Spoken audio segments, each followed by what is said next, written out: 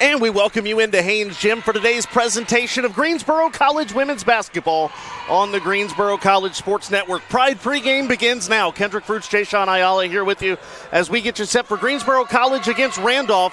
Game number 4 of the 2025 regular season for the Pride. They come into today with a 2-1 record and a 106-32 victory against Mid-Atlantic Christian their last time out. Randolph 1-2 on the year. Jay-Sean, obviously, before we talk about this game, we have to talk a little bit about Sunday's win. Obviously, not every day you put up 106 points. Now, granted, you got to take the level of competition into play a little bit, but still, we saw a lot of good things from the Pride on Sunday. Yeah, we definitely did. And when we spoke to Coach Fernandez before the season, he pointed out a couple of goals. He wanted to put up over 100 field goals, and they definitely did that. And he wanted to score over 100 at least once this season, and they went out and they did that. Behind 13 from Effler, 16 from Harrison. I think that was a good teamwork. You know, and I think you just hit on a big thing. Again, granted, certain games will dictate you play one way versus another way, but I think one of the big things I saw Sunday is everybody contributed. And one of the big things, you'll hear this in the pregame interview a little bit later with Coach Fernandez, I thought the team was really successful when they were able to move the ball in, maybe say Jinx Irvin was down under the basket, and then could kick it out to Effler or Lakey for a three. Yeah, no, they pushed the pace great. And with that, you can kick it out to the three-point shooters, Effler, Harrison. So when you have such great pace and your legs are always fresh, 5 new on the floor, says 120 seconds if you can. When you have fresh legs, good pace, decent three-point shooters when they can shoot, you're set up great. Absolutely. And you know, one of the interesting things, another point that he made in the preseason was, you know, we will give up some points for us to reach our offensive goals, but we talked about how just aggressive that Greensboro was on defense. Quick hands, and they forced, I think it was, 38 steals? Yeah. When you can force turnovers in an offense like this, in a scheme like this, it's just so much easier for your offense because you're getting more chances to score. When you can come up with a steal, like he says, within the first 12 seconds of the shot clock and get the ball back in the hands of the offense, you're set up to win a game, mathematically. Now, Jay-Sean, I'm going to have you put your coach's hat on here for a minute. You know, obviously when you put up 106 points, not a lot of things go wrong. But if there was something from Sunday you would like to see cleaned up a little bit tonight, what would that be? I would say if we could play a little bit better defense, even though they did hold them to 39 points. But this is a team that defense is going to win this game.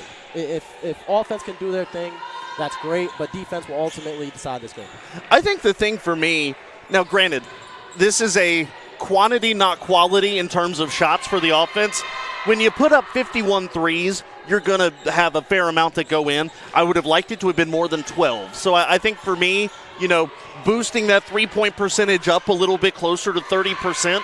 It was 22% on Sundays. So, you know, you make 2 or 3 extra threes, especially against a team like Randolph that has a pretty locked-down defense. That could go a long way. Yeah, for sure. I mean, putting up 53s in a game is not so common. And if you could put in about 20 of those, you're set up amazing. That's 60 points right there. But, you know, 12 is a little bit lower number. I agree with you. That if they could improve that, again, set up great to win this game. Well, I alluded to the interview with Coach Aaron Fernandez. Let's go ahead and get that queued up here as we look ahead to today's game against Randolph. So here is our pregame conversation with head coach.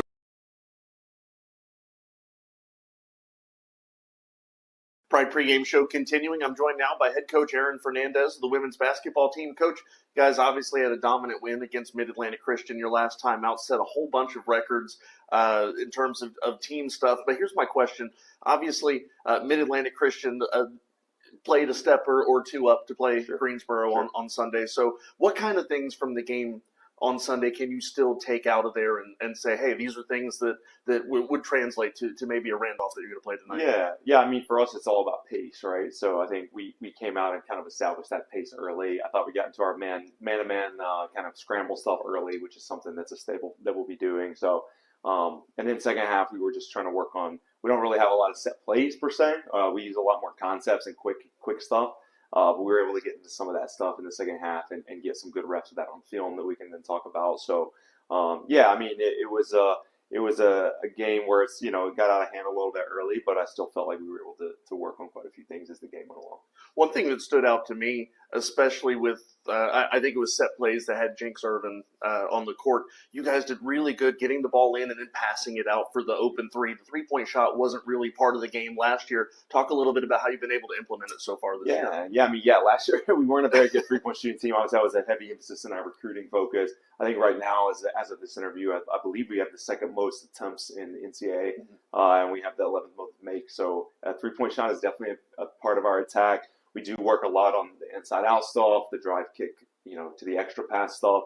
That will continue to be a heavy focus for us, and I think it's kudos to our players for hunting those opportunities and being really unselfish when we get them.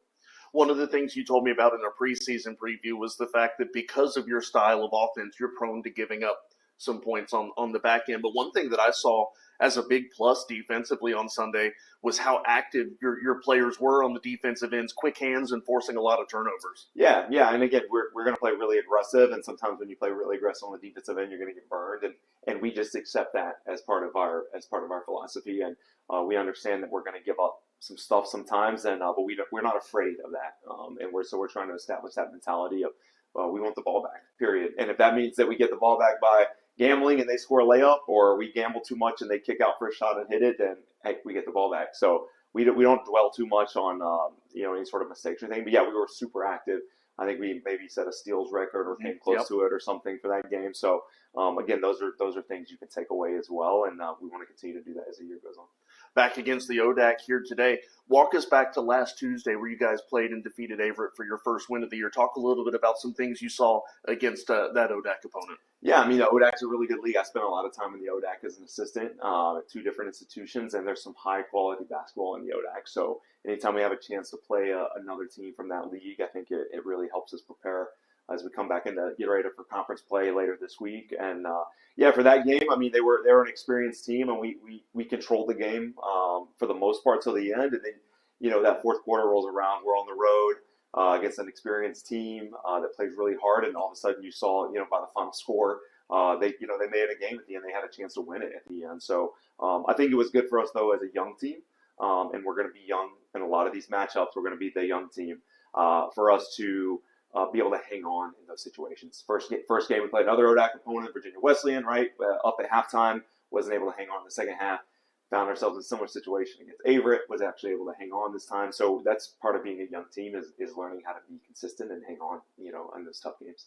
One of the things, obviously, that's a staple of a quick-moving team such as yours is the quick line changes. I think it was, like minute and a half, 2 minutes, kind of hockey style. Sometimes 30 seconds, 45 seconds, depending. Yeah. Right. So do you go into the game saying, hey, we're going to stick to this game plan? Or if, say example, Kinsley has the hot hand, do you kind of adjust things in game to get her more opportunities or keep her on the floor more? Yeah, I think we go in with a kind of a set rotation that we like early at least. And then as the game goes along, you'll see that some of those lineups shift a little bit. There are times, very rarely, at least early, that we don't go 5 in, 5 out. But I think it's a feel for us as a staff. This is our first year in this system, so we're trying to figure out what helps us play the best, most consistently. For now, it's a lot of 5 in, 5 out, but there's certainly opportunities that we're looking at as a staff where if someone's got a hot hand or whatever, can we leave them in a little bit longer, depending on their conditioning levels? Because obviously, you're in good shape to play in this system. But yeah, those are things as a coaching staff that we'll continue to piece together to put our players in the best spot possible. What about your team so far, or if you want to go this way, who on your team so far has been one of the biggest surprises for you 4 games in? Yeah, I think Jada Harrison has been a big surprise, and not because I didn't think she was talented. I mean, obviously we brought her in for a reason, but coming off a torn ACL, she missed quite a bit of time last year. We had this conversation. She got off to a little bit of a slow start in practice, but trying to shake some of the rust off. When you look at her on the floor, she's usually one of the smaller players on the floor. But small but mighty, right? I mean, she really gets after. She's not afraid at all. She's got a really clean stroke from 3. And so that's been a really cool surprise. Sometimes coming off an ACL or any kind of major injury, you never know how long it's going to take someone to find their groove again. But, the same thing for Jinx Irvin. Same thing coming off a torn ACL, but has just been able to find their groove a little bit quicker than I think some people, do when they're coming off a major injury. Well, Coach, you know how we wrap these things up. Tell us what we're going to see from Randolph today and give us your keys to tonight's game. Yeah, well, they have a new coach who's an absolute legend, so they're going to be well prepared for this game. They're 1-2 right now, but all their games have been really close, really tight games, good games. They dropped their opener and they proceeded to play 2 really good games back to back. So they're starting to mesh now under a new coach. They mix defenses a little bit, so we'll have to make sure that we're aware of that. But at the end of the night, too, we've always talked about it's really not about the other team for us. Last year was a little bit more about trying to prep for other teams. This year, with our unique style, we really just want to focus on making sure that we're checking our factors off. So if we're playing with pace and we're doing what we're supposed to do, we feel like if we do that we're going to be okay at the end of the night. Well, I'll tell you what, they go fast, and coming up quick is the start to today's game. We're getting ready for Randolph and Greensboro on the Greensboro College Sports Network.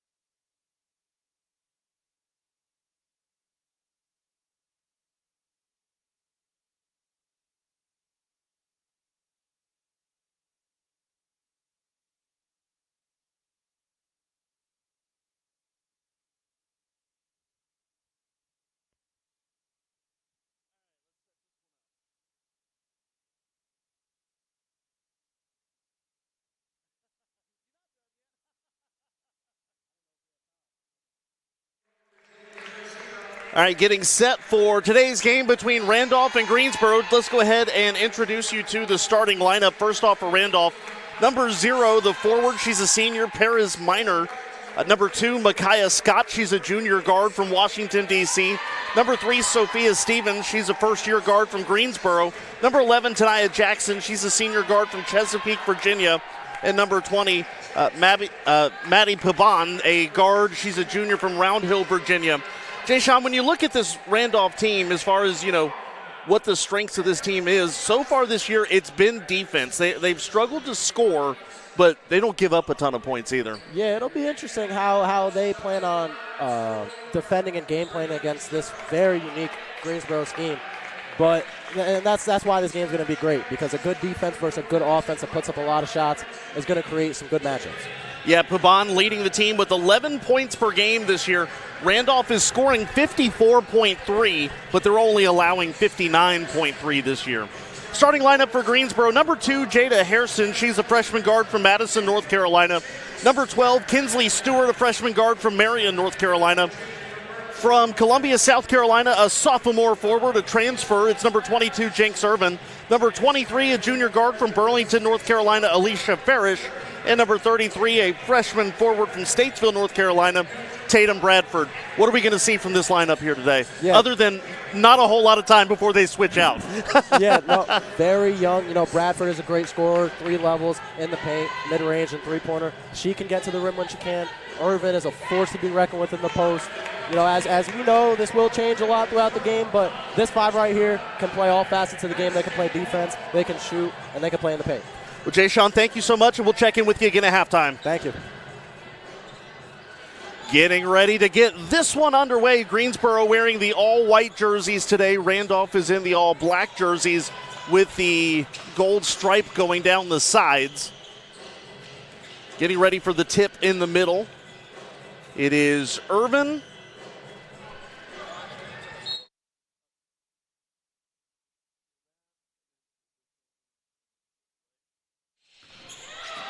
And Greensboro will control the tip. Stewart quickly into the front court, sends it back to Bradford. A quick touch to Farish now in the corner. Now they sling it back out. Stewart, 3-ball.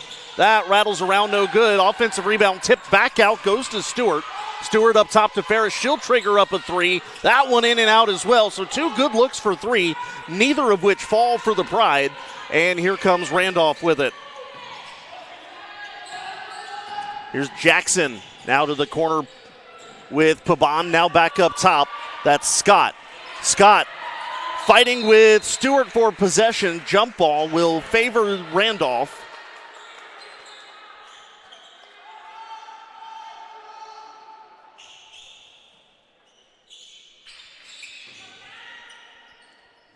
And inbounding right in front of the Greensboro bench is Scott.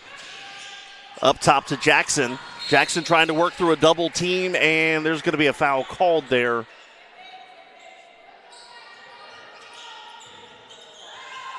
Actually, no, just going to be played with a foot. So throwing it in again is Randolph. In the lane, working right-hand side is Scott. Her shot no good. Offensive putback by Minor no good.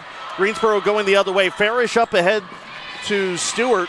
Stewart on the right baseline, sends it up top to Farish.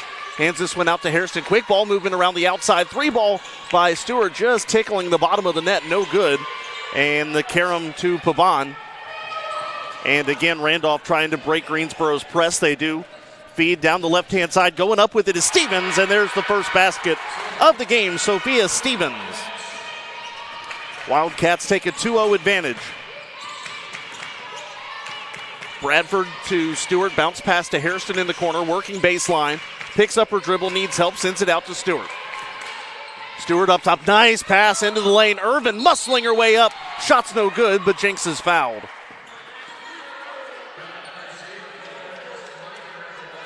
So Jinx Irvin will go to the line here,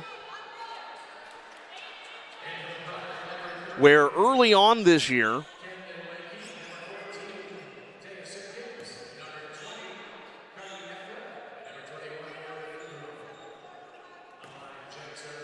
Jinx is a 60% free throw shooter, makes her first.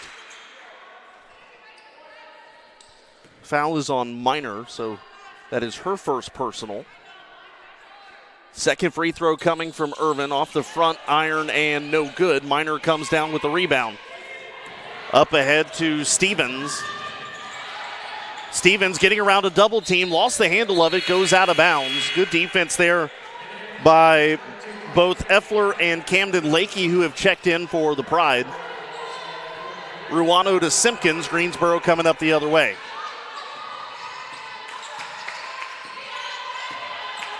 Simpkins up top to Ari Ingram.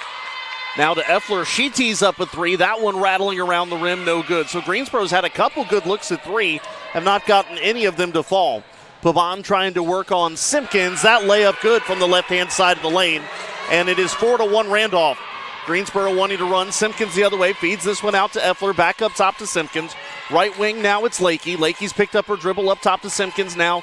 All the way around the perimeter goes Greensboro. Ruano back to Simpkins. Throws this one down low to Ingram. Turns and shoots from the free throw line. No good. Pride trying to press on Scott. Picks up her dribble. Throws to Jackson. Still have some work to do to get into the front court. Lobs one up to Stevens. Now they've done it. Good pass. Well, it was a good look. Had an open Minor under the basket, but it bounced off of Minor's shoes and out of bounds. 7:15 to go, and Greensboro again with that full line replacement.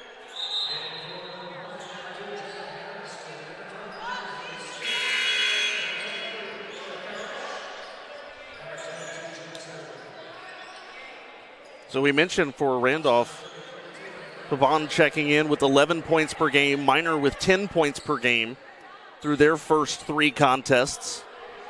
New coach Polly Thomason in her first season with the Wildcats. That one, a long two missed by Stewart. Defensive rebound by Pabon. And a long feed up ahead to a wide open Lexan Oji. But Greensboro gets the ball back. Stewart wanting to run. Stewart spins into the lane. Layup is good. Kinsley Stewart cuts the Greensboro deficit to 1. Right now, Randolph looking like they can play with a little bit of pace as well. Good feed cross court to Scott. Now all the way back near corner. Pabon, 3-ball. No good. Rebound by Irvin. Slings it out to Hairston. Hairston crosses the timeline. Wanting to go down to Stewart. It's taken away by Pabon. Throws this one to the other side. That's Stevens. And now to Scott. Going around the perimeter is Randolph. 6:15 to go in the first quarter. Pabon back up top. Now looking for Sophia Stevens. Stevens deep in the right wing, being guarded there by Hairston. Shot clock down to 6. OG now across to Jackson. Jackson trying to split a double team, stolen away by Stewart. Kinsley Stewart wanting to push the issue. Now goes into the lane, tries to hand this off to Farish. Bradford is there, kicks it out. Hairston 3. That's pure. Give it to her.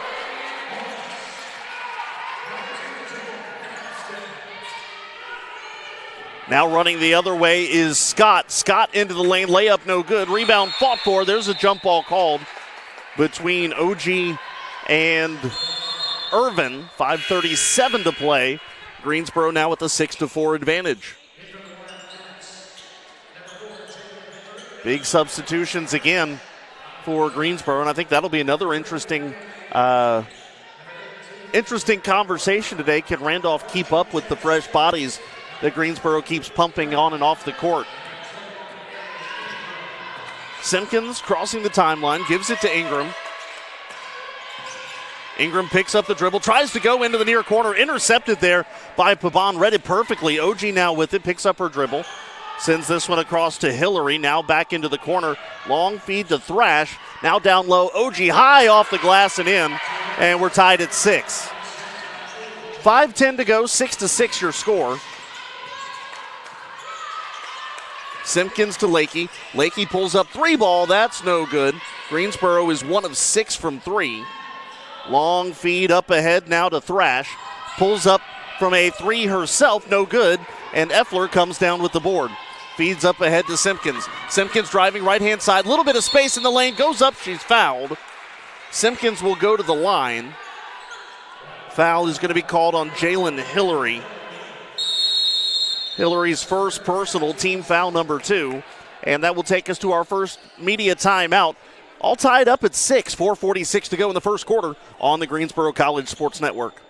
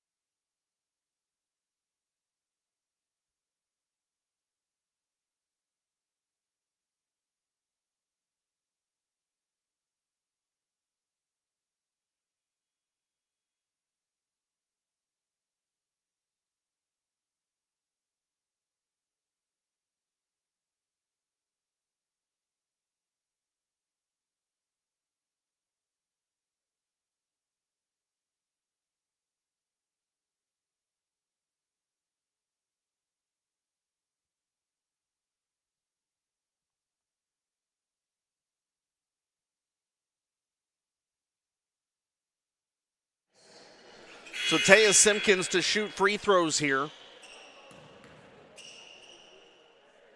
Simpkins eyes the mark. First one good. Greensboro takes a 7-6 lead.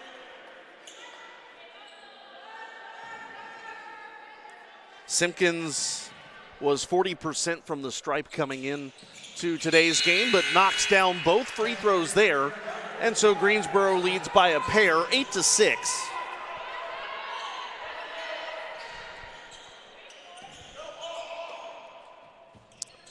Pavon to OG, having a hard time breaking the press. There's some quick passes. Falling on it is Stevens. There's a whistle and a foul. And Stevens put her hand to her forehead there. Looks like she's all right. We'll tell you who got that foul in just a minute. Throws this one in to Pabon. Now far side, that's Hillary, Thrash rather. Now down low to OG, now into the lane. Hillary has it knocked away and taken away. Mitchell to Farish. Long feed into the corner, intercepted though by Pabon. And Randolph wanting to run the other way again. Nice bounce pass underneath the basket, nobody home. Easy 2 points, Lexan OG. Mitchell's pass almost intercepted.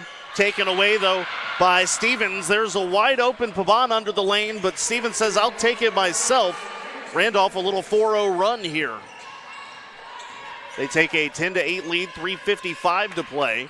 Bounce pass from Stewart to Bradford. Corner three from Hairston. That's off the back iron, no good. And again, running down the court is Pabon. Nobody there, and another easy lay-in. 12-8 Randolph. Farish pushing the issue up to Mitchell. Quick pass over to Hairston. Back to Mitchell up top. And Mitchell's going to pull up from three. That's going to miss everything short. And out of bounds. Greensboro shooting just 2 of 10 right now, while Randolph is shooting 6 out of 11.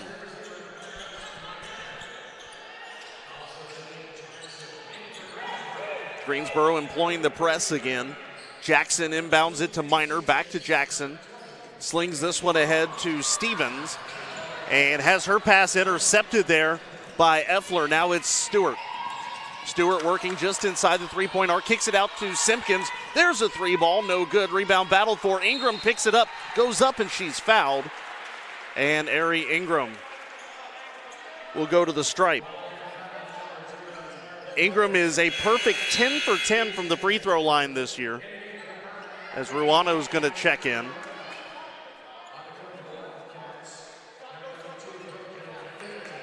Well, that foul a few moments ago was on Hillary. So Minor has 2. She picked up the one just moments ago. Hillary has 1. And Ingram goes to the line where she's 10 of 10. Rattles around and drops. Now 11 for 11. Greensboro's cut it to a 3-point deficit, 3:09 to play.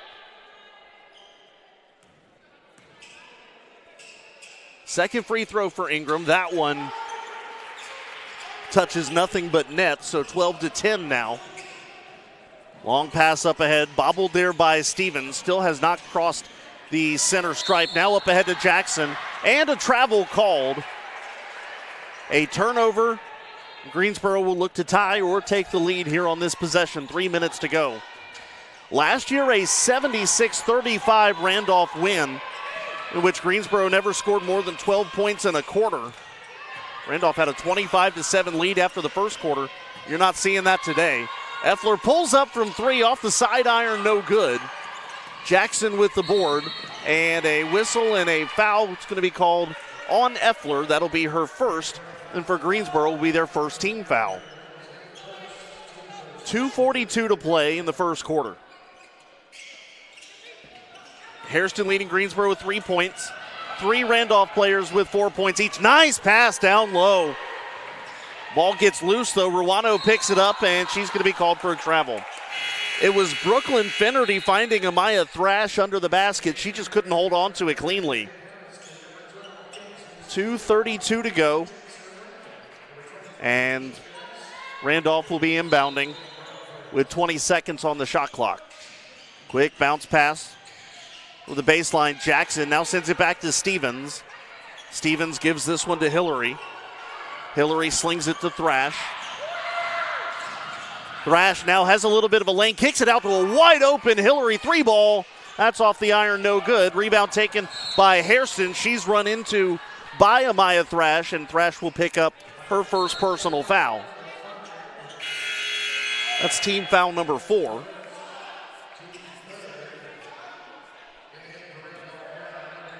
Bradford inbounding to Hairston. She crosses the timeline. Slings it into the corner off the hands of Farish and intercepted by Hillary. Here's Scott looking up ahead. Trying to work around a double team. Stevens kicks this up top to Jackson. Hillary in the right wing thought about a three. Back up top to Jackson. Now it's Stevens. Stevens wants to drive, has it stripped away. Irvin, long feed up ahead to Stewart. Stewart will sling it up and in. 12-12. Scott was there to bother the shot, but Stewart waited just long enough, and now she's forced a turnover. And there's a whistle stepping out of bounds. Was Stewart on the near baseline, so Randolph will throw just offset of their own bench. 1:35 to go, first quarter. There's a pass right to Stewart. Kinsley Stewart pulls up. That one misses off to the side. Shot's no good. Farish, though, tips it back into Stewart, puts it up, and no good. It was a good look for the Pride. Stevens comes down with the board, now looking across the court. She wants to kick this one out. 3-ball, Hillary. That's off the iron, no good. Rebound taken offensively by Stewart. Goes back up with it. Shot's no good. And another offensive rebound by Finnerty. She will be fouled under the basket. Farish is going to pick up her first personal, team foul number 2. 1:14 to play first quarter.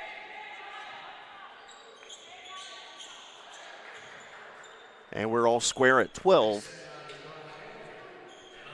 So Finnerty to the line. This is her first action this year. The senior from Lynchburg, Virginia. That free throw must have bounced 50 times, falls in, 13-12. Doesn't matter how they look, it just matters that they go in. Second free throw, rattles around and in again. 14-12, a minute 14 to play. Mitchell inbounds to Simpkins. Simpkins slings it back to Mitchell. Down to Ruano now, back to Mitchell. A lot of quick passing around the outside for the Pride. Simpkins working to the front, and a moving screen, I think, is going to be called on Mitchell.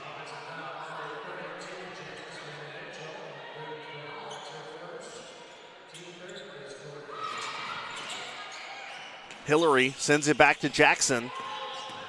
Jackson trying to work on Simpkins. Lob pass up ahead to Scott. Scott goes up with it, lays it in. Micaiah Scott with 2 points, under a minute to go first quarter. Greensboro down 4. Simpkins looking for Mitchell, keeps that one away from Pabon. Lakey trying to bounce it down low to Simpkins. That's kicked out of bounds by Randolph. That was Jackson. Taya Phelps checks in for Greensboro.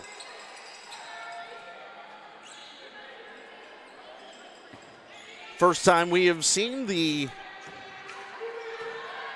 senior from Durham this year. Phelps with it into the corner, Ruano. Ruano picks up the dribble, sends it out to Simpkins, just saved it from going into the backcourt. Phelps had it, lost it. Jackson takes it away. 20 seconds to go. Shot clock is turned off. Long sling down low to OG. Now she wants to kick it to a cutting Hillary. Great pass. 10 seconds left in the first quarter. Greensboro down 6. Lakey with it. At the right wing, now working back up top. Over to Ruano now. And Ruano didn't see the shot clock. Taya Phelps was trying to tell her, and Ruano could not get the shot off. So first quarter comes to a close. Greensboro trails 18-12 on the Greensboro College Sports Network.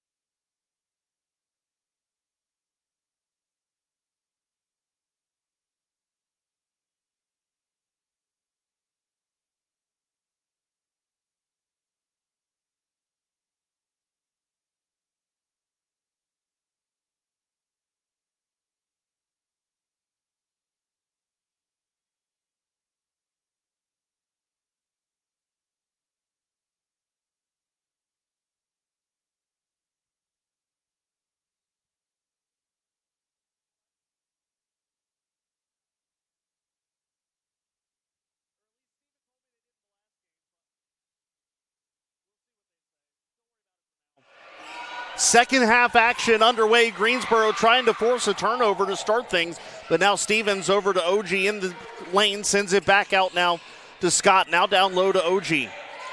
OG goes up with it, comes back down. That'll be a travel, that'll be Greensboro ball. Pride down 6. As Bradford inbounding to Hairston. Greensboro shot 18% from the floor in that first quarter. That's 3 of 16. There's a contested 3 from Farish, misses everything. Irvin, though, fighting for the board. It goes out of bounds, and it stays with the Pride. Official almost gave it to Randolph and then changed her mind almost mid-breath. Randolph shooting 53% in the first quarter. 0 of 3 from 3, but Greensboro 1 of 10 from beyond the arc. Stewart with it up top, out of the free throw line. Bounce pass to Irvin under the basket, and Jinks lays it in. Irvin's got 3, and Greensboro's down 4. That pass almost tipped, actually was tipped, as possession fought for, and jump ball favors Greensboro, so the Pride snagging a possession there. Aggressive defense for the green and white pays off.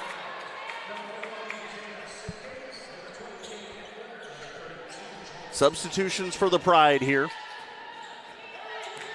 Phelps back out, sends this one looking for Ari Stewart. It's taken away, though, by Stevens. Stevens in the front court for the Wildcats, blows past Phelps, runs into Simpkins on the baseline. That one goes out of bounds, last touch by Taya. And possession remains with Randolph. Just a little over a minute gone into the second quarter. Scott to inbound. To a cutting Stevens in the lane. Throws this one up. Shot's no good. A foul called on Stewart. No. Are they going to say it was a charge? Yeah. Offensive foul called there on Stevens. That'll be her first personal. And Greensboro will try to cut into this deficit further. Great job there by Ari Ingram to get set, draw the charge. Simpkins to Effler, back to Simpkins. She pulls up from 3, off the back iron, no good. Ingram was open, and another jump ball called. Possession arrow with Randolph. Greensboro doing a great job forcing jump balls today.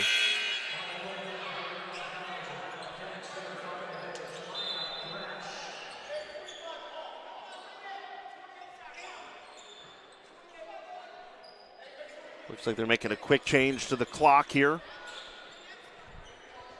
28 seconds on the shot clock as Pabon to inbound to OG. Now to Stevens, back to Pabon, who's going to get past the press. Send it to Scott. Ruano pushes her. Ruano's called for the foul. I can read Coach Fernandez's lips. He said that was tacky. A foul on Ruano. Long pass up ahead. Effler got a hand on it, but Pabon keeps it. Now to Thrash. Thrash having to fight through a double team. And another jump ball called. Greensboro again snagging another possession. The quick hands on the Greensboro defense carry over from last game against Mid-Atlantic Christian. And the Pride have now forced 10 steals. Simpkins working right-hand side into the corner. 3-ball Ruano, too strong. The Pride are now 1 of 13 from 3. That one, a foul called on the Pride. It's going to be Taya Phelps picking up the foul. That'll be her first personal.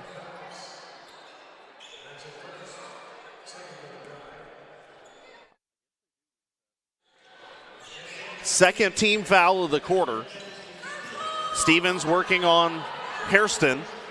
Passes this one over to Pabon, picks up her dribble, having to fight through a double team, looking for help, slings it towards the lane, and finds Bradford. Bradford feeds it up ahead to Stewart. Stewart kicks it into the corner, 3-ball Hairston. Give it to her. Jada Hairston hits from three. She's the only Greensboro player that has, and it's 18-17. Pass over towards the stripe, and a bounce pass up ahead to Thrash. Nobody behind her. Thrash can just lay that one in, 20-17. Greensboro was so worried about trying to get the turnover at midcourt, nobody was guarding the basket. Irvin trying to fight through contact, slings it up. No good, no call, and then there's a whistle on Greensboro as multiple bodies hit the floor. It's going to be Stewart picking up the foul as Thrash getting up a little hobbly. 7:16 to go.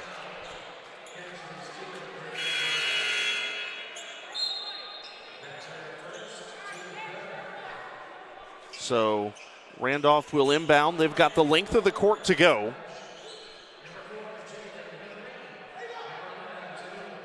Greensboro a little bit better in the second quarter, shooting 33%, up from 19% in the first quarter. Randolph has only attempted one field goal so far. They've made it. Greensboro's forced a lot of turnovers, and Randolph's not really had a whole lot of opportunities, but here comes Jackson. Jackson slings it to Stevens, quick pass. Now a nice bounce pass to Jackson. Now to Hillary, kicks it out. Corner three ball from Pabon, that's good. Maddie Pabon for three. She was a 32% shooter from beyond the arc coming into today. Farish kicks this out to Stewart. That's a little strong. Offensive board, though, Hairston. Hairston tries to sling in the lane towards Irvin. Finds Stewart instead. Layup no good, too strong. And here comes Randolph. Racing down the far sideline is Stewart. Stewart kicks it out. Three ball coming from Hillary. That's too strong. Also, offensive board Stevens, and she meets little resistance in getting that one in. 25-17. Excuse me, with 6:20 to go. Stewart bounce pass to Bradford. Bradford trying to get around Finnerty. She doesn't, but still gets the layup to go. And Greensboro cuts it to 6, 25-19. Stewart to Hillary up ahead. Stevens, rather. Now back to Scott. Scott's shot no good and goes out of bounds last touch.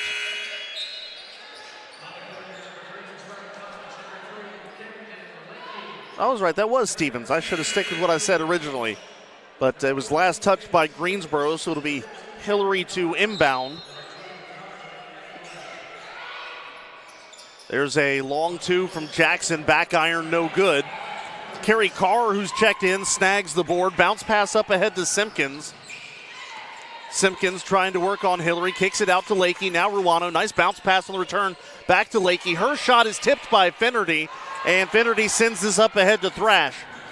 Thrash picks up the dribble, sends it up to Hillary, kicks it corner, or left wing rather, three from Thrash, misses everything. Offensive board and the putback by Finnerty.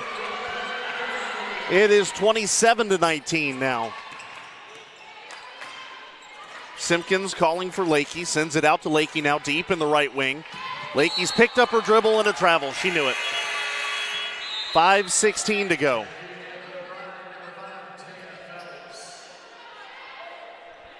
Randolph to inbound from their own bench. Pabon sends it to Jackson. Jackson working on Phelps, or on Simpkins rather. Now to Hillary. Long feed to Pabon. Another left corner three. That one's off the side iron, no good. Rebound taken by Carr. Getting to it even though Finnerty was all over her back. Ruano bounce pass to Simpkins. Simpkins wasn't ready for it, but she recovers. Kicks it out to Phelps now. Phelps triggers a three. That one no good. Rebound, fought for, tipped, and bodies falling everywhere. It goes out of bounds. Little friendly fire there. Carr, Simpkins, and Phelps all collide. Just too many people fighting for the same real estate. However, in all of that, it was last touched by Randolph, so Greensboro keeps possession. And that takes us to the media timeout here. 4:44 to go in the first half. Randolph lead is 8, 27-19 on the Greensboro College Sports Network. College athlete has a story to tell, and at Greensboro College, we believe no one is better equipped to tell those stories than the athletes themselves. On the Getting to Know podcast, You'll hear the who, what, when, where, why, and how of each college athlete's journey to Greensboro and how they became a member of the Pride. We talk on and off the field, influences, hobbies, goals, and what it means to be a member of the Pride. It's all on the Getting to Know podcast on Spotify and YouTube. You know, I just really felt like I was a person, you know, and they really cared about you, not only as like an athlete, but, you know, as an individual as well. And so that was one of the things that like led me here, honestly. The Getting to Know podcast from Greensboro College Athletics. We are one Pride, and these are our stories.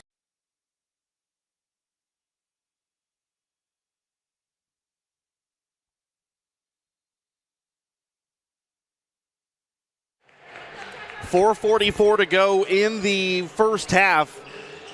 Shooting woes for Greensboro continuing. Now just 2 out of 16 from beyond the arc and 22% from the floor. While Randolph is shooting 50% from the floor. They're not having much success from deep either, just 1 of 7. But it's compounded when you're Greensboro and you're doubling them up in shots. You still can't get them to fall. Stewart with a 3 that misses everything. Except for, I think actually did catch the backboard. And bailed out, though, on a foul by Pabon. So Hairston will inbound. Greensboro gets another crack at it. Sends it up top to Bradford. Bradford pulls up, mid-range jumper. That's going to miss back iron. Irvin, though, offensive board. She's fouled on the way back. So Jenks will go back to the line. That's one area Greensboro has had success today. They are 5 of 6 from the charity stripe. So if you want to talk about one thing that's gone well for the Pride, it has been the free throw shooting.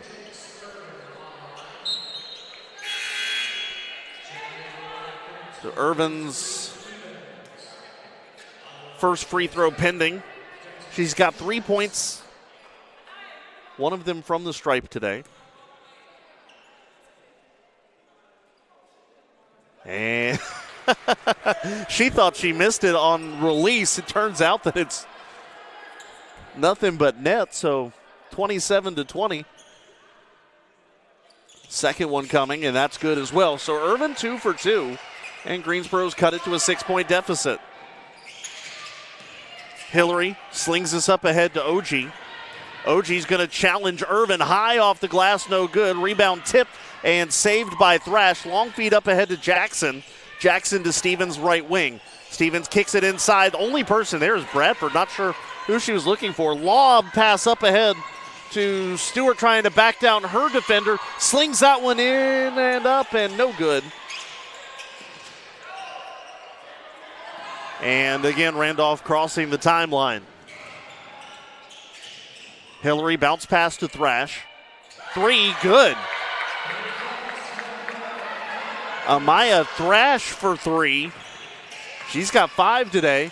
Bradford spin move into the side of the lane, kicks it out to Irvin. Irvin's going to pull up from 3. That clanks off the back iron. Offensive board, Hairston.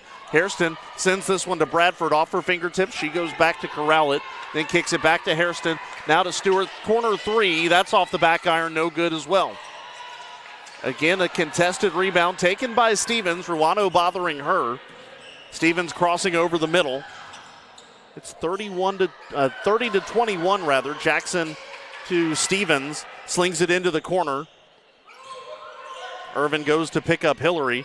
Hillary with a little separation, and that's in and out of the hands of Thrash, going out of bounds. 3:05 to go in the first half. Greensboro has to make up a 9-point deficit.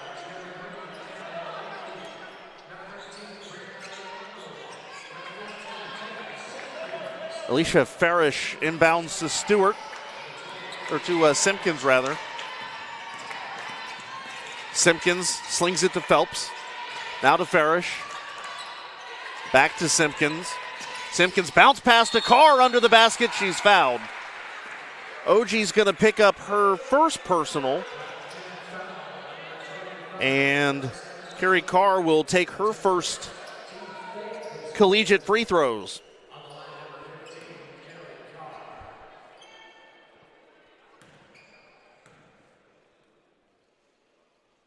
Carr eyes the mark. That one off the side iron, no good.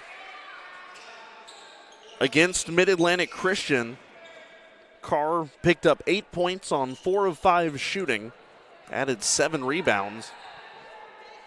Second free throw is no good as well. So Carr 0 for 2 from the line. OG with the board, and Randolph wanting to run. OG kicks it out to Thrash, steps outside the three-point arc, but did so with a travel. And so Greensboro will snag possession again.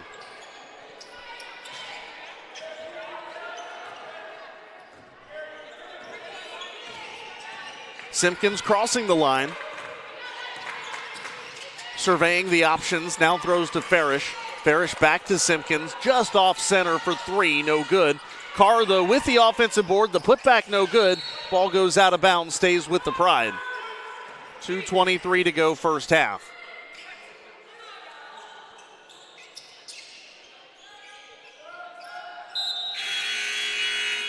As Finnerty will check back in for OG.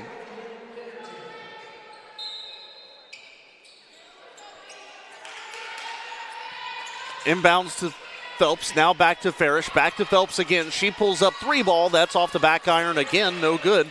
Greensboro continues to struggle from deep. Bounce pass to Stevens, splitting the press. Now she challenges Phelps. She's going to be called for the foul as Phelps.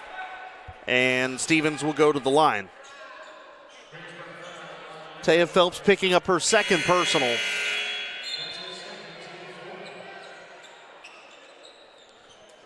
So when we get to halftime, which is 2:11 to go,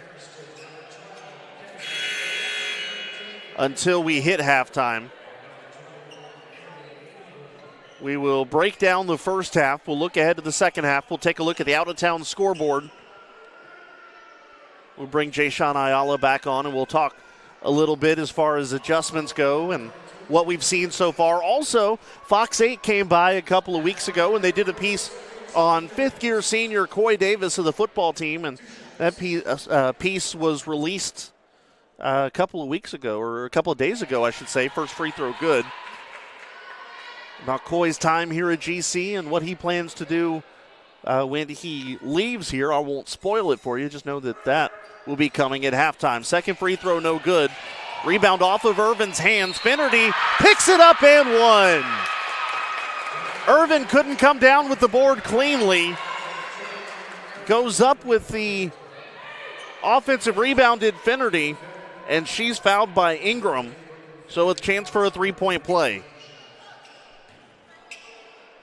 Finnerty's got 6 off the bench already. First free throw coming, and she makes it. So she completes the three-point play. She's 3 of 3 from the charity stripe. Greensboro now kicks it out to Stewart, up top to Irvin, now to Ruano from the left wing. That's good. Give it to her. Brianna Ruano hitting her first 3 of the night, getting her first points, and it's a 10-point game. Floater in the lane, Hillary. That was pretty. 36-24, Greensboro on the run. Shocker. This is a fast team. 3 ball there, no good. There's a foul. Hairston is fouled while shooting the 3, so she will go to the line for 3 free throws. Hairston taking her first free throws of the day. First one is good. Jada on the year 3 of 5, so make her 4 of 6. That was Stevens picking up the foul. That is her second personal, team foul number 5. So Greensboro down 11. Hairston's second free throw rattles home. They've cut it down to a 10-point gap. Was 18-12 in the first quarter. It's 18-14 in the second quarter. Third free throw was missed. Hillary picks up her dribble at the top of the key, kicks it out. Stevens, wide open 3. That's going to skid across both sides of the iron, no good. Irvin with the board.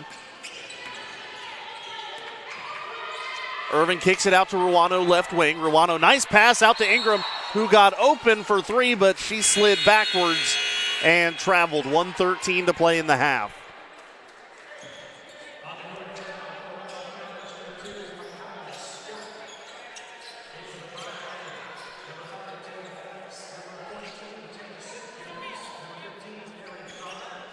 Hillary inbounds. Scott sends it across to Jackson in the middle, now to Hillary. Hillary picks up her dribble, now to Jackson up top. Jackson trying to deal with the double team, kicks it wide open in the corner, is thrashed for three. Off the side iron, no good. Rebound taken by Scott, and Randolph maintains possession. Bounce pass intercepted there by Simpkins. Simpkins wanting to run. 45 seconds to go, kicks it to Phelps, left corner three. That's good, give it to her. Taya Phelps, her first points. Greensboro has cut it back to 7. Scott with it, had the handle, lost the handle, gets it back, kicks it back up top. They're swinging around the outside now is Randolph. It's Jackson, wanted to throw down low to Finnerty. Irvin bothering her, back out to Jackson. That shot is blocked, but the carom goes to Hillary. Shot's no good, rebound fought for. It goes out of bounds. It is a foul called. Simpkins a little slow to get up. Finnerty's going to pick up the foul, which will be her first. And Simpkins will go and shoot a 1-and-1.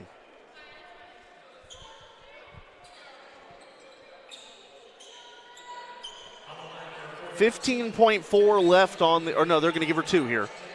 15.4 seconds are left in the first half. Simpkins first rattles around, no good. Greensboro 9 of 14 from the stripe here in the first half.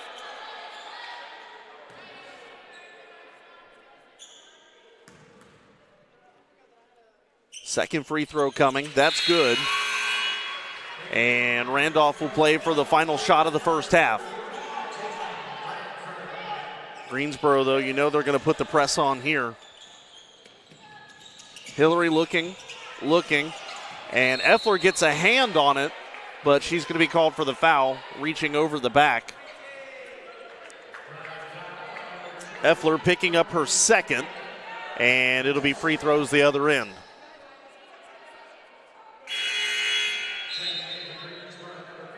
Carr checks in for Effler. Nobody on either team more than 2 fouls.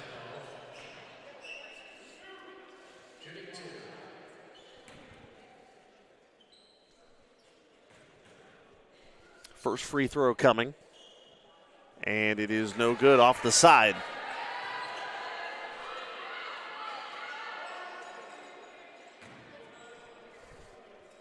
Second one now. Is no good. Rebound taken by Simpkins. So Scott missed them both. Simpkins with 10 seconds left picks up her dribble, kicks it out to Stewart long two. No good. Simpkins offensive board, 3 seconds left. Kicks it out to Phelps. That's a long two. Front iron, no good. And that is how the first half will come to a close. Greensboro getting some shots off, but again, the percentage is low. It's Greensboro only 20% from the floor in the first half. We'll step aside. We'll break it down when we come back. 36-30 in favor of Randolph at the break on the Greensboro College Sports Network.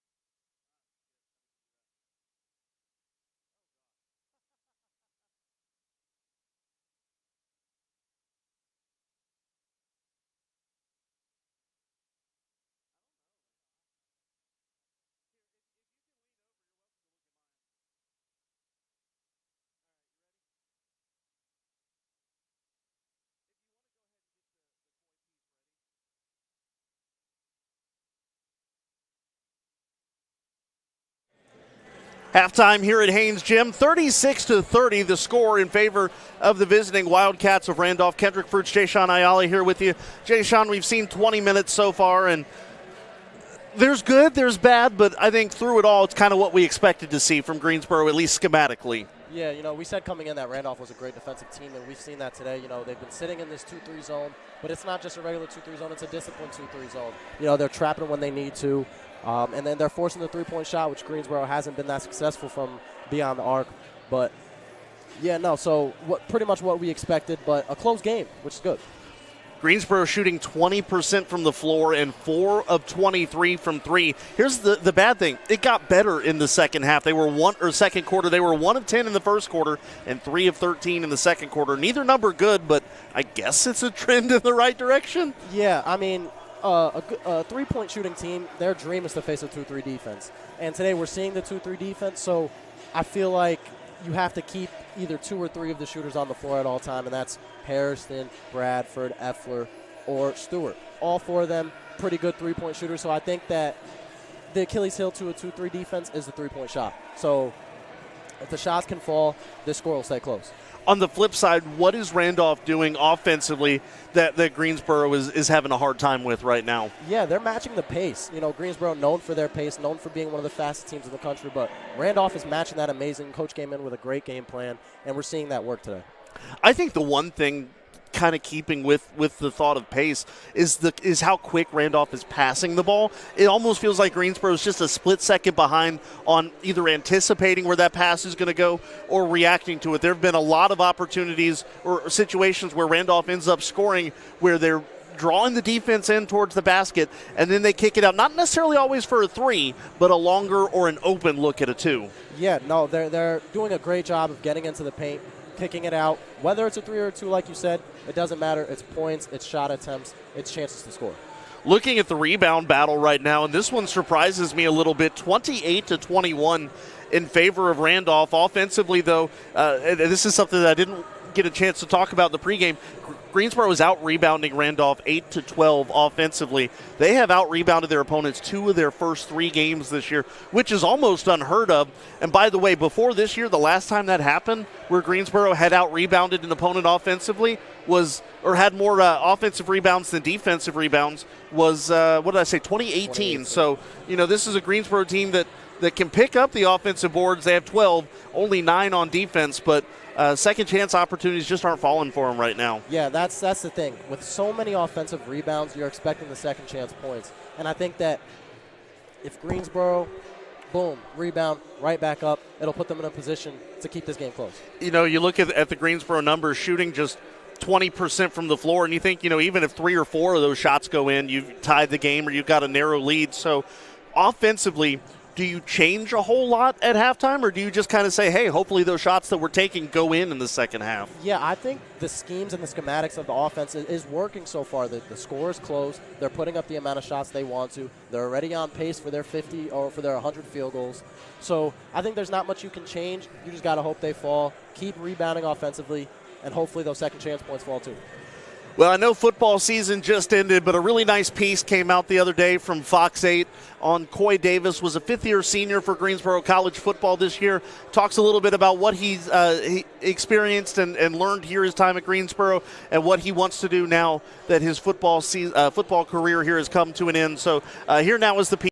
All right, this Saturday will be senior day for the Greensboro College football team. It will be the final time receiver Coy Davis will step on the field as a player. Davis hopes to use the lessons of football forged on the practice field to help him in his next used to be playing the game because you loved it. Coy Davis of Greensboro College has a unique story, but he believes his time playing football for the Pride has prepared him for the real world as a police officer. A major knee injury in high school could have been the end of his football career, but Coy Davis wasn't done with the game. He went looking for and found an opportunity at Greensboro College. And they knew about my knee and tore my ACL and had surgery, and they were still willing to take a chance on me. Given a spot on the team was just the first step. He's that true small college football player. Didn't play much as a freshman, kind of getting his bearings and learning, but put in the work, put in the time, got bigger, faster, stronger, learned the playbook, and, now becomes one of our top guys that, we want to find ways to get him the football and do some things for us. High praise for a young man who used the game to become a better version of himself. I really picked here because I saw that the coaches really did care. They cared about developing people outside of the field as well. So one of the best things that I got to do is I was able to develop myself as a leader. Leadership skills will help him as he starts his career. He plans to enter the Charlotte-Mecklenburg Police Academy in January. He interned with the department last summer. There's 40 of us, so we got a bunch of classroom instruction. We got to do ride-alongs with police officers. That was really cool. We did PT in the morning, some physical fitness and stuff to show us what to expect if we wanted to go into this profession and what we would see if we joined a police academy. Becoming a civil servant runs in the family. His mom is a nurse, and his father was a longtime firefighter.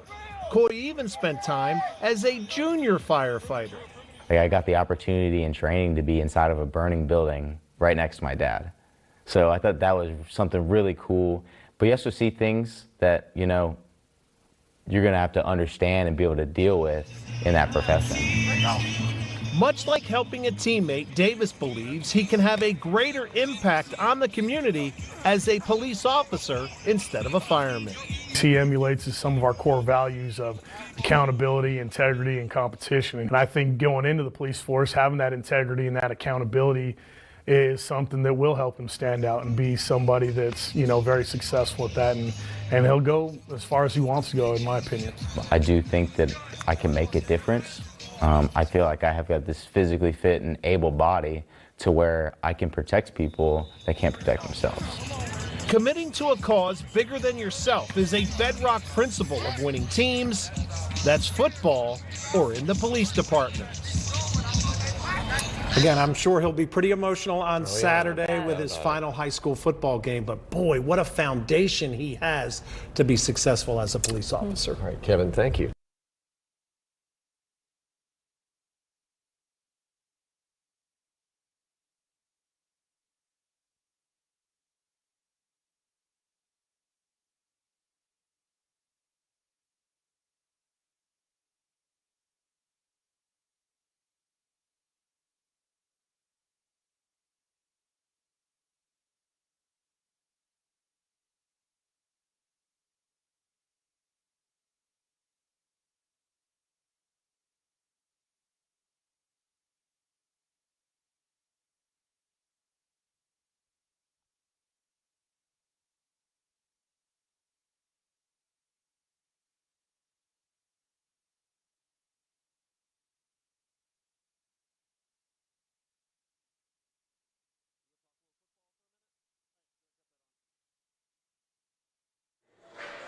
Halftime here, and Greensboro trailing Randolph 36-30 at the break. And Jay Sean, the postseason awards came out today for football.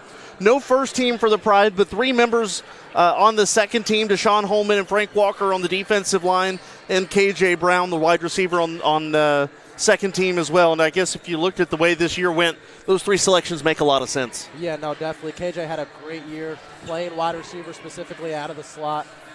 Best friend of any quarterback. He's very fast, can get out of small spots. When he catches it, he's gone. Yards after catcher is amazing. Definitely deserved. Almost 700 yards on the season, 7 touchdowns. Definitely deserved. Yeah, it was kind of a situation where almost felt bad for him that game against Methodist. He had 701, and then they changed the yardage of one, and he ended up at 699. No way.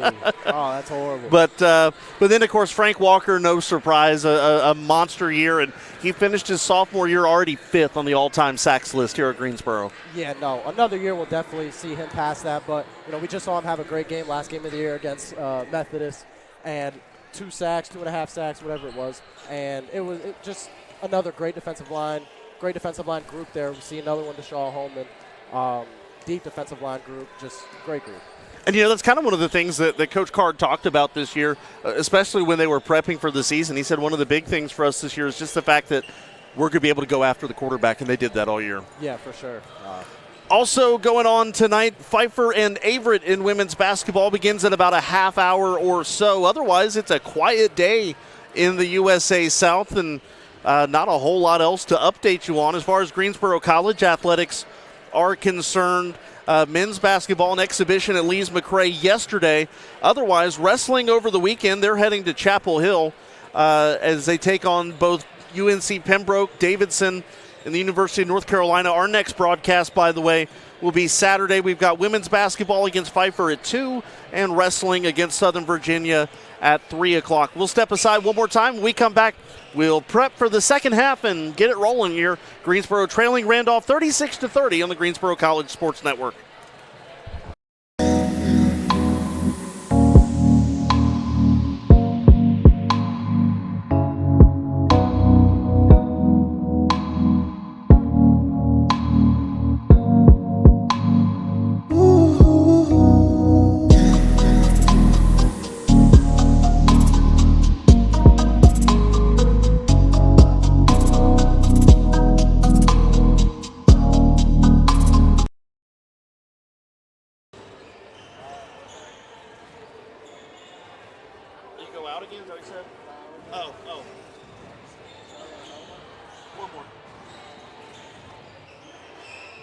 College athlete has a story to tell, and at Greensboro College, we believe no one is better equipped to tell those stories than the athletes themselves. On the Getting to Know podcast, you'll hear the who, what, when, where, why, and how of each college athlete's journey to Greensboro and how they became a member of the Pride. We talk on and off the field, influences, hobbies, goals, and what it means to be a member of the Pride. It's all on the Getting to Know podcast on Spotify and YouTube. You know, I just really felt like I was a person, you know, and they really cared about you, not only as like an athlete, but, you know, as an individual as well. And so that was one of the things that like led me here, honestly. The Getting to Know podcast from Greensboro College Athletics. We are one Pride, and these are our stories.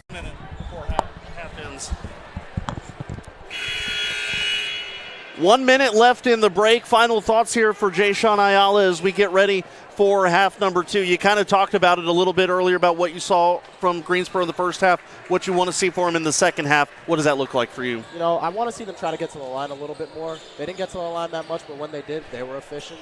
So, yeah, 10 of 15. 10 of 15, very efficient. And I think that if they get to the line, it'll open up the three-point looks to the shooters. And that's what we need. We need to shoot the ball a little bit more. And hopefully we will see that. I'll throw this at you really quickly in the last couple of seconds.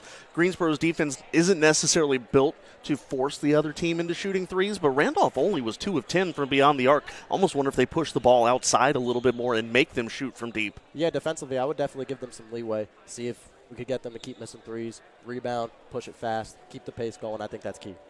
7 seconds left in the break. Greensboro looking to make up what is a 6-point deficit.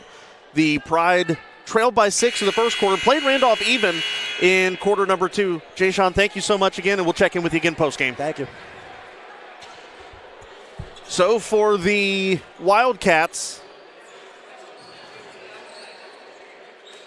they send out Scott, Stevens, Jackson, Pabon, and Minor. Paris Minor, a starter, only played 4 minutes because she picked up 2 quick fouls. And a quick kick out to Pabon. Corner 3 to start the second half, no good. But an offensive rebound for Stevens. For Greensboro, it's Hairston, Stewart, Farish, Irvin, and Bradford out there. Scott driving into the lane. Floater from straight on is good, 38-30. And 22 seconds into the second half, Randolph extends their lead to 8. Irvin kicks it outside, left corner. Long feed across right wing, it's Stewart. Stewart slings this one over to Hairston, tees up a long 3, no good. Offensive board, the long reach by Bradford. She puts up the shot, no good. Defensive board by Minor, that is her 4th. And a foul called on Stewart. Kinsley Stewart picking up her 2nd.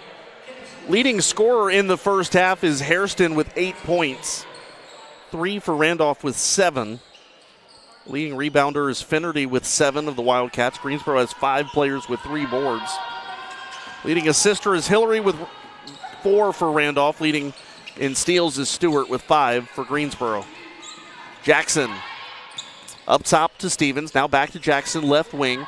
Kicks this one to Pavone. Thought about a pass. Then quick pass to Minor from the left block. Makes it 40-30. There's a 3 ball put up there. Missed everything, did Farish. That goes out of bounds.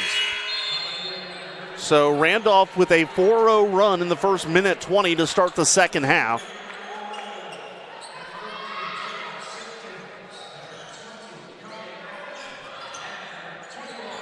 Minor slings this to Pabon. Back to Minor. All the way across to Stevens. Quick pass to Jackson. Now to Pabon in the lane. Again floating close range. This time no good. And Effler with the board wants to run. Effler looking for Simpkins. Stolen away for a moment, but the slipping is Jackson. It goes back to Effler to Simpkins now. Right-hand side of the lane, no good. Through contact, one of the call didn't get it. Intercepted there by Effler. She picks up the loose ball. Underhand pass to Simpkins. Simpkins thought about a long 2, now driving the right baseline. Comes out of that drive, kicks it out to Ruano. 3, that's off the side iron, no good. Defensive rebound by Jackson, who will draw a foul. Ari Ingram. Oh no, she didn't. She stepped on the line. Inbound, a corner 3 from Effler. 40-33 now. Effler hits her first 3 of the night, was 0 for 2 in the first half. A lot of quick touches here for Randolph. Greensboro trying to force a turnover. Instead, it's Jackson with a bounce pass to Pabon. Slings it down low to Minor. Minor kicks it back out to Pabon. To Jackson up top. Splitting a couple defenders. Nice little give under the basket. Shot's no good. But Minor picks up her own miss and lays it in, 42-33. Simpkins working to the right. Now to the left. Picks up her dribble. Kicks it out to Effler. Tees up another 3 ball.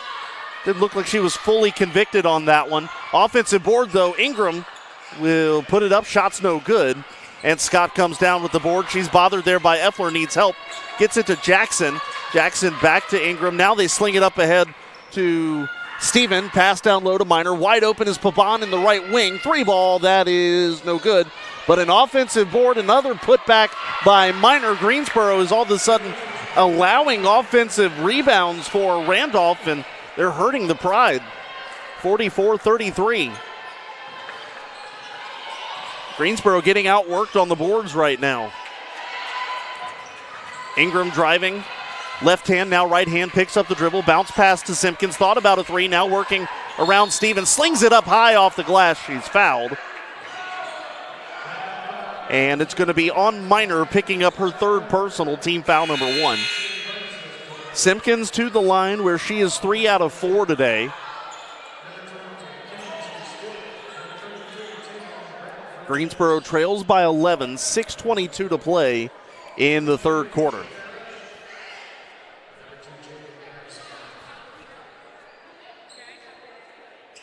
Simpkins puts up the free throw, rattles around and home. So she is 4 out of 5 today. Greensboro is 1 out of 8 shooting here in the second quarter, or second half.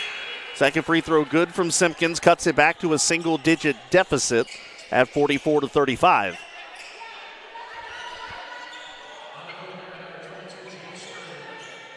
Pabon to inbound.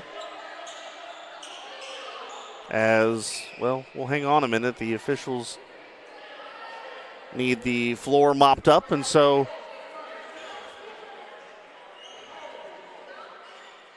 looks like Brinley Manwaring, one of the stars of women's lacrosse, coming out to handle the mopping duties.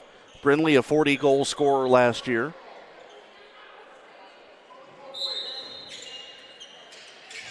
Pabon to inbound, slings this out to Hillary. Hillary bothered by Farish. Kicks this one up top to Stevens. Stevens kicks it now into the corner. 3 ball. That's off the Side of the rim, no good. It was Thrash. Long feed up ahead, Stewart. Stewart backs out of a drive. Sends it back to Hairston, now up top to Bradford.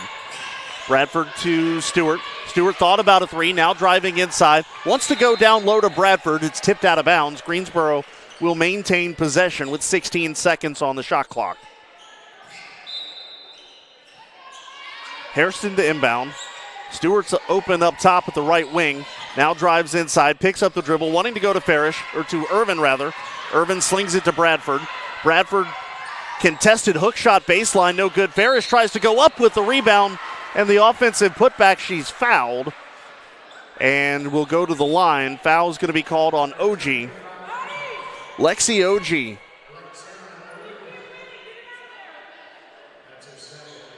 OG picks up her second personal. It's team foul number 2. And Farish to the line, where she has not attempted a free throw this year and has missed her first now. As a team, Greensboro shooting 67% from the stripe. That's 12 out of 18. Second free throw from Farish, also no good. And a jump ball called with possession arrow favoring the Pride. A one-handed effort there by Jinx Irvin. And through pure muscle and determination, Greensboro maintains possession. 5:44 to go. Hairston slings this one looking for Bradford. Instead, it's intercepted by Stevens. A errant pass to Pabon taken away by Bradford. Greensboro with it. And Farish has now crossed the timeline. Good defense for the Pride. They need to string a couple of those together. Bradford, a floater, that's good. Tatum Bradford not needing any help from the backboard. She's got 4, and Greensboro cuts it to 7. Pabon's pass up ahead to Hillary. Looked like it might have been tipped, but finds its intended target anyways. And now the Wildcats passing around the perimeter. Thrash, 3. Give it to her from the right corner, 47-37. Farish with it now. There's a 3 from Bradford, bouncing off the back iron, no good. OG with the board, and a foul called. I think it's going to be Stewart. No, it's going to be Farish picking up the foul. That'll be her first personal, and that gets us to the under 5 media timeout. 4:56 to go, third quarter, and Randolph leading at 47-37 on the Greensboro College Sports Network.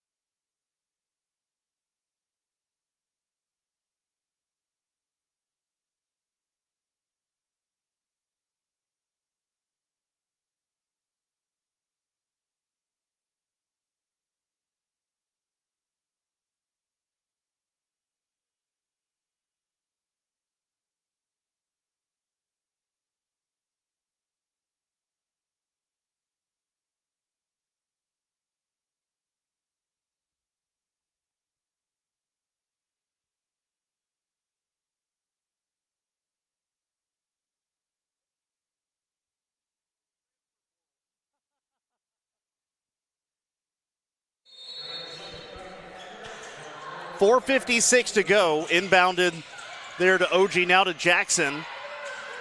Hillary to OG. They finally go into the front court. It's Thrash. Thrash will send it back to Hillary up top. Hillary driving right side of the lane. Bounce pass to OG underneath the basket. Can't handle it cleanly. Hillary, though, picks it up. Shots no good. Offensive rebound. Put back no good. And Effler comes down with the board. Slings it out to Ruano, working left-hand sideline. Back up top. Effler tees up a 3-ball. That's just going to miss short. Catches the bottom of the net, nothing else, and out of bounds. It'll be a throw in here for the Wildcats.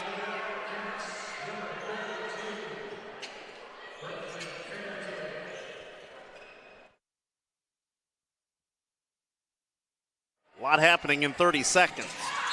Thrash with it, steps on the sideline, and it's a turnover going to Greensboro now, still trying to cut into the 10-point gap. Simpkins slings it to Effler. Effler working deep in the left wing, now bounce pass down low, looking for Ingram. It's taken away by Stevens. Stevens thought about a pass, now driving herself, kicks it up to Jackson.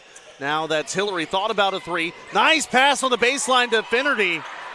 Offensive or short rebound there, Finnerty no good. Ingram is going to come down with it and go down with it herself. Simpkins now kicks it to Effler in the corner, back deep into the right wing. Now down low to Ingram. Ingram turns and fires up a shot. No good. Chasing the rebound, it is a scrum over on the sideline. Jump ball called for. Possession arrow to Randolph.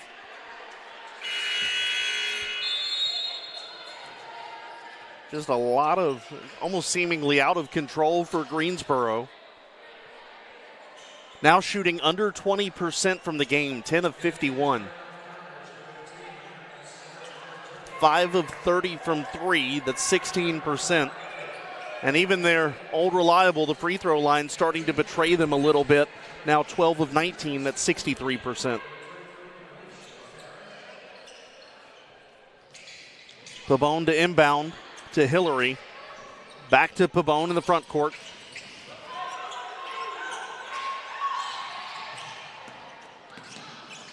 To Hillary now, baseline, it's Scott. Scott loses the handle on the way up, goes to Irvin, and a foul. Scott's going to be called for the foul. Scott picks up her first personal. Hairston works it up the timeline, still or past the timeline, still nobody in double figures either side. Effler back to Hairston, open look at a three, and give it to her. Right as we say that, Jada Hairston now has 11, and Greensboro is down 7. Scott bounce pass to Hillary. Hillary pretty uncontested right-hand side of the lane, 49-40. Farish up ahead, driving to her right, slings it up on the baseline, shot's no good, rebound goes back out to Stewart, loses it for a minute, now just throws one up in close range and it falls. Kinsley Stewart, give her 6. Well, no, that's exactly the way you draw it up, but it worked. That one poked out of bounds, stays with Randolph. And that should take us to the, I thought it was going to take us to the bonus timeout, but we will stay here.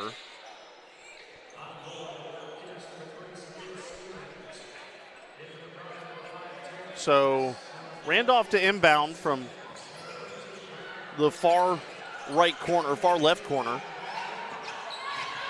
Stevens slings it over to Jackson. She pulls up a three, a high arcer off the glass, no good. Finnerty with the offensive board, the putback, no good. Another offensive putback there, Stevens out of bounds to Greensboro. Finnerty was surprised she wasn't fouled or didn't draw a foul. I'll be honest with you, I'm a little surprised as well. A lot of contact there on that offensive putback for Finnerty. Simpkins surveys the scene, goes to her right. Simpkins now picks up her dribble at the block. A line drive shot, no good. Carr picks it up. Her putback, she's fouled. And Carrie Carr back to the line where she's 0 for 2 today. Scott's going to draw the foul. That'll be her second personal. Team foul number 4 of the quarter. 2:09 to go. Greensboro trailing at 49-42.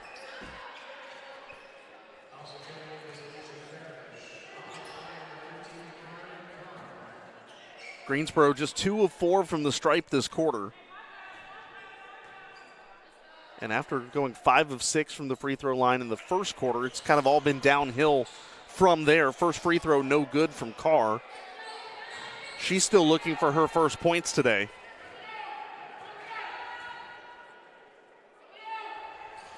Second free throw, that one drops in, 49-43.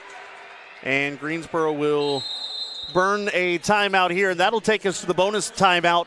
49-43 the score, 2:09 to play in the third quarter. Greensboro down 6 on the Greensboro College Sports Network.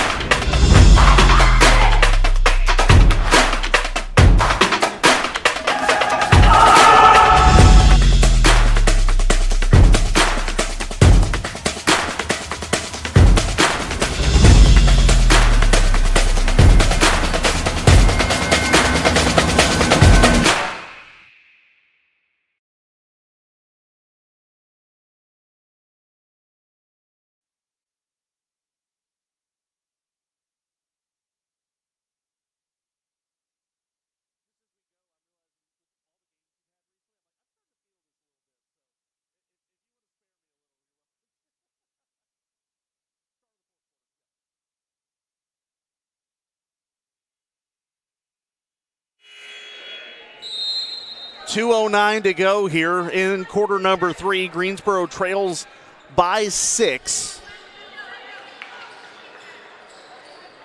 They trailed by 6 at the end of the first quarter, and then have played the second quarter and the third quarter to this point into an even tie, 31-31 since then. Pabon to inbound, and taken away, intercepted Bradford to Carr. Bounce pass to Simpkins. Greensboro's going to need a couple more of those. Kicks it out, wide open, corner 3. That's short. Offensive board, Simpkins had it, then had it stolen away by Minor, and a double dribble called there on Paris Minor. A turnover. Greensboro will get another crack at it, 1:55 to go.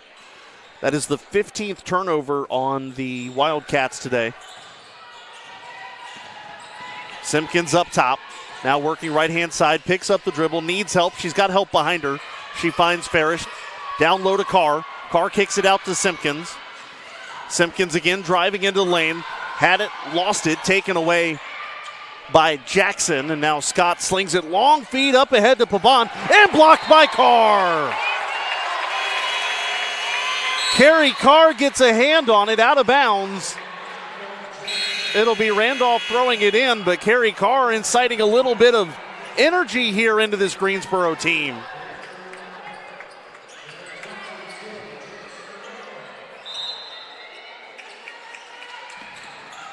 Inbound there. Battle for the loose ball. Greensboro is making it interesting, and the possession arrow favoring the Pride as Minor couldn't hold on to it. And another jump ball won by the Pride. Effler to Ruano on the inbound. 1:25 to go. Ruano with it. Picks up the dribble. Slings this looking for Irvin. Instead intercepted at the point there by Stevens. Driving through contact. And Stewart was trying to save it from going out of bounds. Sent it right back to Stevens. Shot's no good. Greensboro running the other way now. Hairston kicks it out to Effler. Effler back to Hairston, left corner. Now back to Effler, left wing. 3-ball off the side iron, no good. Rebound will go to Hillary. She loses the handle, goes down to the floor, and again she's tied up. 47.9 to go.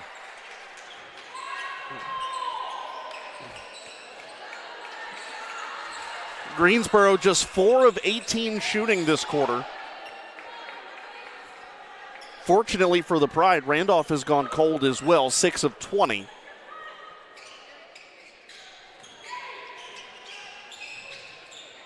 Streaking down the far sideline is Jackson. Jackson, nice quick pass there.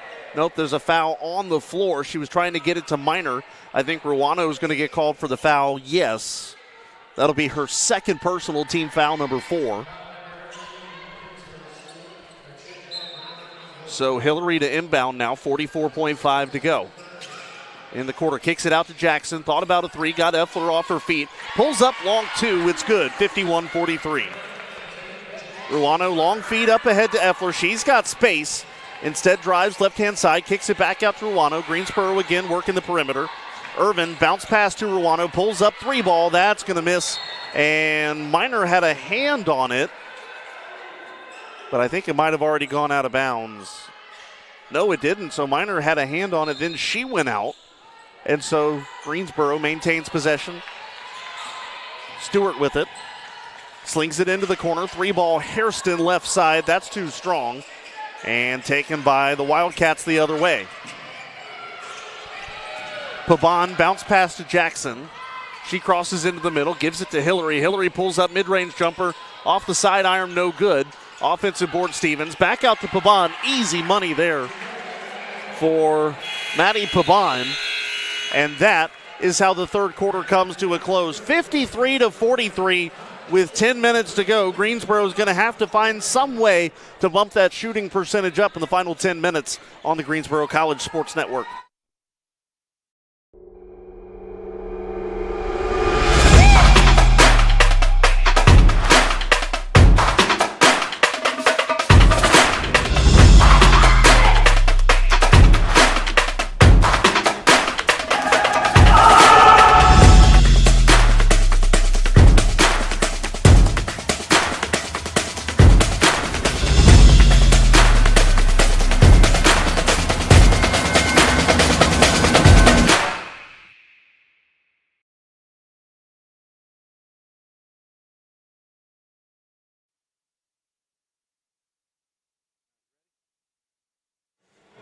Start of the fourth quarter, Greensboro trails 53-43. Kendrick Fruits and Jayshawn Ayala here. Jayshawn, you look at the field goal percentages by quarter. They're two very weird trends. For Randolph, 53-43-33. So they're going the wrong way.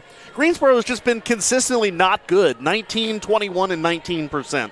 Yeah, no, I think they need to get the ball down low and create the easy shots. They're taking a lot of hard shots, a lot of three-pointers. I think that if they get the ball down low to the players who can score down low, this game will be closer. I think that, what was that metric, 53s attempted per game? Is that what yeah. Well, by that metric, they're going to need 16 threes here in the fourth quarter. Yeah, hopefully a couple of them land. Phelps inbounds to Simpkins as the fourth quarter clock begins. Simpkins to Phelps again. Taya's in her first game this season. Back to Simpkins. Bounce pass at the free throw line to Bradford. Picks up her dribble. Hook shot too strong, no good. Here comes Hillary. Outlet pass up ahead to Minor. Now to Thrash. There's a three. Another hit for Thrash. That's her third made three of the game. Greensboro wanting to run. It's Phelps to Simpkins. Looking to go to Phelps again, but Hillary intercepts the pass. Loose ball in the lane, and who comes out of that scrum with it? We don't have a rugby team, right? No, we do not. Making sure I'm watching the right sport here. Looks like we got a jump ball, maybe? The arrow favors Randolph, so it'll be Pabon to throw in. 9:20 to go. Greensboro is now down 13. This is the largest lead for Randolph today. There's a whistle. I think it's something with the clock, I think. We're going to restart that possession, it looks like. Maybe? Looks like the Randolph coach has a question for the ref. I think I have a question, too. Me too. I'm a little confused.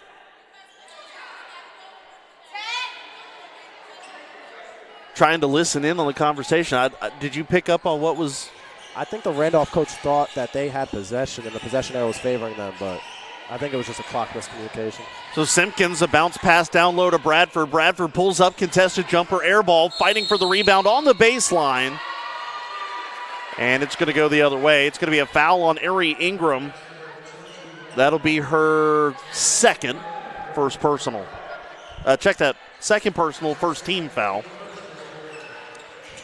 Pabon throwing to Minor. Minor back to Pabon. Two-hand overhead pass up ahead to Stevens. Lost the handle of it. Farish pokes it out of bounds. 8:58 to go. About the one really good category for Greensboro right now is they're leading in steals 17-13. That's something they've been great at all year. If they can stay consistent with that, that's a good facet. And I think one of the things today, too, is they're forcing extra possessions. Yeah, for sure. Jackson with it. Up top now to Pabon. Bothered by Bradford, and Bradford's going to be called for the foul. That's going to be her first personal, team foul number 2. Greensboro did not send Randolph to the line at all in the third quarter. But we talked about how important it is to get free points. I think it's going to take more than a couple free throws now for Greensboro. Yeah, for sure. With Effler back in the game, high chance we will see some three-pointers put up. First, you got to get possession. It's Thrash right now. She's had a good day from beyond the arc. Loses the handle of that one underneath the basket. Bounce pass out to Stevens. Just shy of the three-point arc. Kicks it to Jackson. Jackson now driving left-hand side of the lane. Flings up a shot and one. We've seen that a couple of times from Randolph today where they've just kind of thrown up a prayer and it's gone in and drawn the foul as well. Yeah, they're willing to sacrifice the three-pointer and just take it right to the paint, and very successful there. Jinx Irvin picking up her second. Free throw from Jackson, no good. Effler with the board. Greensboro down 15 now, 8.5 to go. They want to run. It's Hairston left baseline. That one's contested and bothered. Irvin goes up with it, and she's fouled. She'll go back to the line. Irvin's a constant force to be reckoned with on the boards. She's great. And I think, too, just a sophomore, she's still got some time to develop, and she's already very, very strong, and we've seen her go up a lot through contact this year. Yeah, definitely a key piece for the Pride moving forward. First free throw from Irvin is good. That's another thing, too, when you got somebody who can play inside that's good at the free throw line. Yeah, for sure. Second free throw is good as well, so I don't want to jinx it, but Irvin is 5 for 6. I like what you did there. Look, I'm good for like one of those at least per game. Hillary trying to inbound. She's bothered there by Carr. Looking for Stevens now. Stevens slings it back to Jackson. Pass up ahead to Hillary. Hillary, one-handed pass, corner to Thrash. 3. Wow. Another. Amaya Thrash is now 4 of 8 from the arc. She's got 14 points, and it's a 16-point advantage. There's a 3 off the side iron, no good from Stewart. Offensive board from Carr, and she's got it taken away. Jump ball with the arrow not on the board. I'm not sure where it goes. Thrash has been great for Randolph. It gives Greensboro a whole nother problem when she can shoot 50% from 3. Yeah, maybe I should walk back what I said right before the half, Jay Sean, where I said, maybe you want to make Randolph shoot threes. Maybe not. No, you want to make the right one shoot the 3. Thrash is not the right one. Deep 3 for Stewart off the side iron, no good. She follows up her own miss, though. No good, and the tip ball there goes back to Stewart. Now on the ground again. And another jump ball. You love the follow-through there from Kinsley Stewart to follow up her own miss, but again, when you get extra opportunities with offensive putbacks, they're not capitalizing. Yeah, you got to capitalize on those, especially when they're in the paint. Rebound right back up, gives you a better chance of scoring. Greensboro is 0 for 6 shooting in the fourth quarter through the first 2 minutes and 5 seconds. That hurts. Randolph in that span 3 out of 4, including a perfect 2 of 2 from 3. Brinley Manwaring again busy over there with the mop. I would like to have that job one day. We'll give you a microphone. You can give us a sideline report from down there. Hillary, bothered by Effler, now follows up ahead. And a nice one-handed pass there from Thrash down low to OG. Shots no good. Rebound by Carr, and she's going to be fouled. I'm guessing that's going to be on OG, number 25. Yep, Lexi OG is going to pick up the foul. That'll be her third. Paris Minor, who's not on the floor right now, the only player with 4 fouls. Bradford up top to Irvin. Irvin trying to split through a double team. Throws one up through contact, no foul. Hillary bounce pass up ahead to Stevens, working the baseline. So they won't call a foul on Irvin, but a quick bump there by Ruano does draw a foul. Yeah, it looked like the same exact bump, but got it the second time. Ruano's second personal. Team foul number 5 actually, I think, for Greensboro. Nope, 4. Yeah, 5 pushes Randolph to the bonus, so if the Pride want to stay close in this game, they need to be disciplined with the fouls. Down by 16, and a violation there, taking too long to inbound the ball for Randolph, and it's another turnover. That is their 30th turnover of the game. So Greensboro has done well in that aspect. A double dribble by Ruano, and that's Greensboro's 17th turnover. That's one thing both coaches, I think, will be looking to shore up today. For sure, yeah. Turnovers are just wasted possessions. That's a coach's least favorite thing. Also doesn't help when Randolph shooting 44% from the floor, and Greensboro's not even at 20. Yeah. Stevens loses the handle of that one. Farish gives it to Carr quickly. Carr wasn't expecting the fastball. Wants to roll it to Farish. Now she's lost the handle, and another jump ball going to Greensboro. A lot of jump balls in the fourth quarter. A lot of jump balls, a lot of floor scrums. And look, Jay Sean, I'm not doubting you, but are you sure we don't have a rugby team? Because I swear that's what I'm watching right now. I'm not sure. I've seen a couple rugby games myself. This looks pretty similar.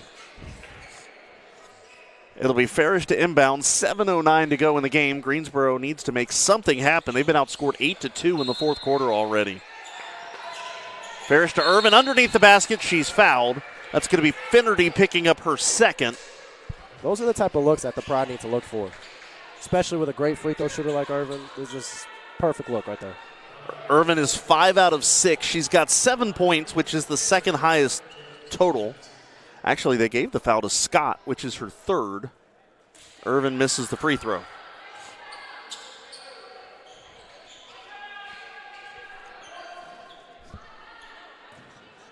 Second coming, 7:08 to go. Irvin puts it up and misses both, which has been uncharacteristic for her this year. Offensive board for Paban. Long feed up ahead to Finnerty. Finnerty, nice pass, was taken away. Even better defense by Irvin, who goes crashing into the stands. That's the hustle coaches look for. Missed free throw, come back on the other end, force the ball out of bounds. That's great character. I was nervous the way her head hit that bottom bleacher, but she got up just fine. No problems there. Right. Those aren't those plastic bleachers on the sideline that have a little give either. Those are wood. Wood. It's like we got a 2x2 stack here, inbound play. Maybe looking for a three-point look. Scott wanting to go out to Steven. Stevens has it taken away. Nope, Stewart's going to be called for the foul. That's going to be her third personal. Both Stewart and Phelps with 3. Nobody really in foul trouble, though, for the Pride with under 7 minutes to go. Stevens to the line where she's 1 of 2 today. She has 7 points on the evening. Misses the first. Randolph shooting below 50% from the stripe today, 4 out of 9. Misses the second, but Irvin's going to be called for a lane violation. Lost her balance there. Get a third chance. When you're down by 16, you don't want to give extra opportunities, and that's why. Stevens makes it 62-45. 17-point game here with both Stewart and Effler on the floor. You got to look for three-pointers. And we'll see what they draw up here as Coach Fernandez burns a timeout. 6:55 to go, 62-45 your score on the Greensboro College Sports Network.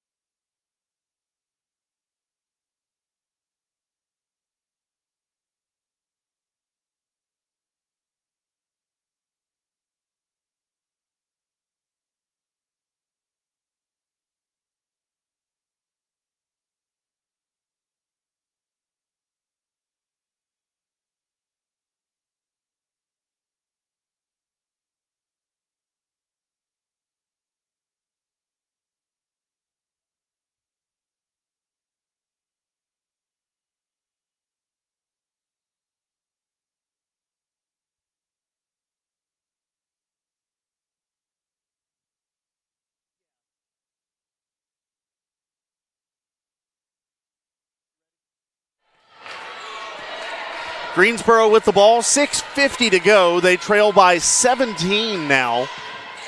Effler driving left-hand side, now backs out, throws it down low to Stewart, bounces it off her foot, but the carom goes to Effler. Effler back to Stewart, left-hand side, back to Effler, kicks it up top to Simpkins, shot clock at 6. Now out to Hairston, 3 ball from the right wing. Simpkins going to save it before it goes out of bounds. Kick it up top to Effler. She'll pull up from 3. That's no good. And again saved for a moment by Hairston. That is safe. Yeah, I think it came off. It might have gone off. Was it Hillary there? I think it went off of? Yeah, she tossed it behind her back, and it hit off a Randolph defender. That's impressive. Hairston picks up her dribble deep, gives it to Stewart. Now back up to Simpkins. Effler tees up a three. Again, no good, but again, Simpkins will grab the long rebound. Stewart spin move in the lane, puts up the shot, in and out, no good. This time Hillary with the defensive board. Effler gets a hand on it, takes it right back. There's a foul. That should be on Stevens. Yep, it will be. Stevens will pick up her third. 4 offensive rebounds there on that possession for the Pride. If they can just get one to fall, that's great. Yeah, it's interesting because they've been out rebounded 53-42. But they have the advantage by 7 in offensive rebounds, 26-19. That's interesting. Ruano to inbound. She'll send it to Stewart. 3-ball. That's way too strong. Defensive board there by Stevens, wanting to run. Feeds this one up ahead, looking for Scott. Stewart got a hand on it. Back up top to Hillary. Now to Pabon. Pabon 3. That's no good off the backboard. And Stewart wanting to run. Stewart right-hand side, backing down at the baseline, just throws up an underhand shot, no good. Pavon with it, gives it up ahead now to Stevens. Stevens has a 2-on-1 with Finnerty, and Finnerty lays it in and one. Foul on Phelps.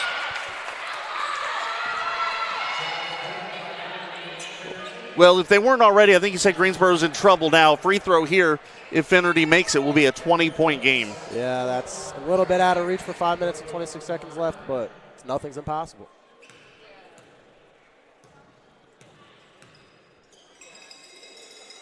Finnerty's free throw is good.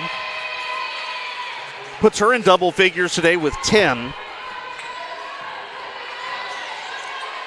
Farish to Ruano. To Phelps. Now back to Farish, back to Phelps. Phelps turns, pulls up, shot's no good, and Pabon with it. That's one thing, though. Taya Phelps, she's going to get better as the year goes on. You got to remember for the senior, this is her first game this year, so she's still got a little bit of rust she's got to shake off as Finnerty is fouled again. Yeah, we saw her hit a 3 earlier today, though, so she shows that ability. That would be huge for the team. Phelps has picked up her 4th foul. Actually, her 5th foul, so she is done.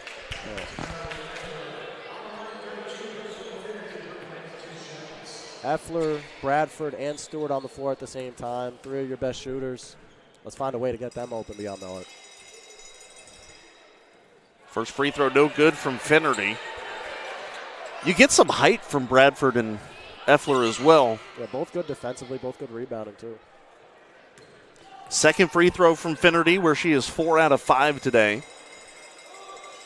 Eyes the mark, and that one's no good off the front of the rim. Bradford with it, sends it to Ruano up the far sideline. Ruano trying to get to the right baseline, just throws up a shot, no good. Might have been partially redirected there by Scott. Now running the other way is Stevens. That one just rolling around and in, 67-45. That one didn't look like it went in. Bradford high off the glass over there, and it goes in. Greensboro's cut it to 20. Another timeout. This is going to go full, so we'll step aside at 4:38 to go. 67-47 the score on the Greensboro College Sports Network. College athlete has a story to tell, and at Greensboro College, we believe no one is better equipped to tell those stories than the athletes themselves. On the Getting to Know podcast, you'll hear the who, what, when, where, why, and how of each college athlete's journey to Greensboro and how they became a member of the Pride. We talk on and off the field, influences, hobbies, goals, and what it means to be a member of the Pride. It's all on the Getting to Know podcast on Spotify and YouTube. I just really felt like I was a person, and they really cared about you, not only as like an athlete, but, as an individual as well. And so that was one of the things that led me here, honestly. The Getting to Know podcast from Greensboro College Athletics. We are one Pride, and these are our stories.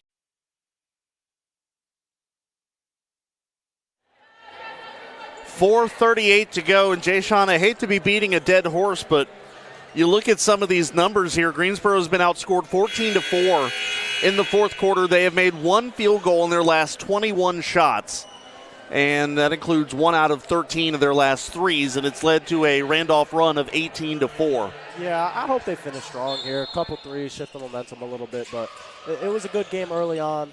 A lot of bright spots from the Pride, so hopefully they finish strong. Pabon passing it far side to Scott. A lot of room to run for Scott. She goes to the basket. Shot's no good. Hillary with the offensive putback. There's a foul. Bradford with her second.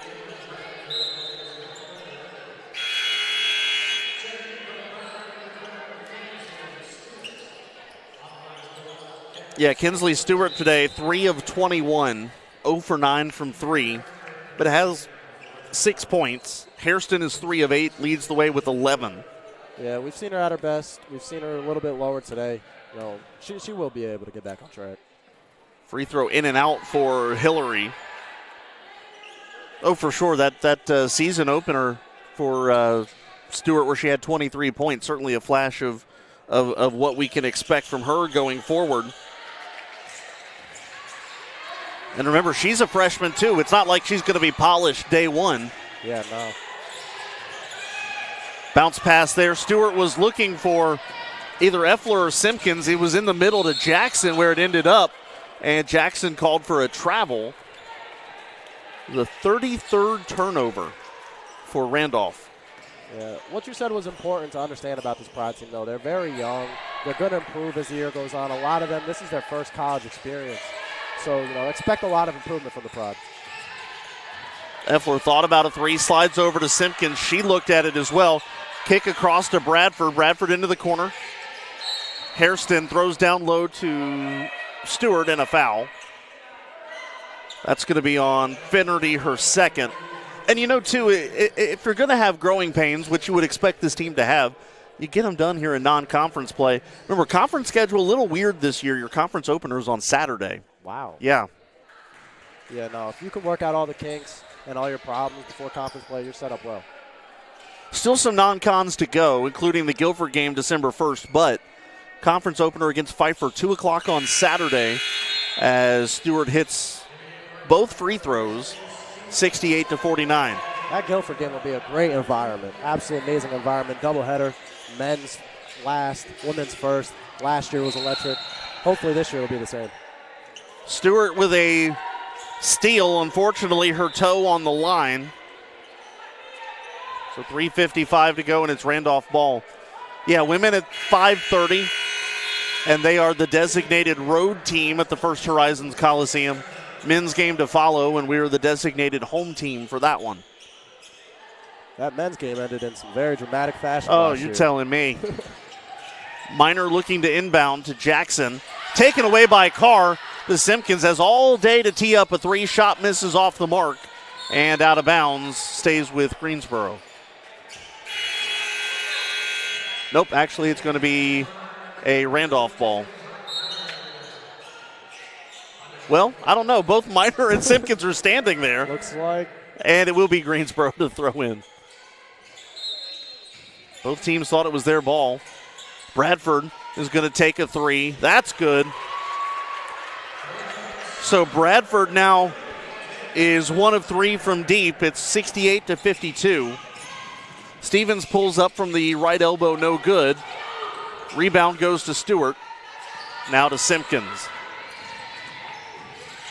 Simpkins had Bradford open, didn't see her. Still open over there. That window's closed now. Stewart up top, bounce pass, nice pass down low to Irvin, who squeaks in between a couple defenders, misses the layup. She's frustrated with herself. 3:09 to play. Not a bad decision, though. That's a great shot selection. Hillary stepping out of bounds after receiving that corner pass. 3:04 to go. No, absolutely. It was a perfectly executed pass down there. Like I said, Irvin forced to be reckoned with in the paint. Those are the type of passes you got to look for all day.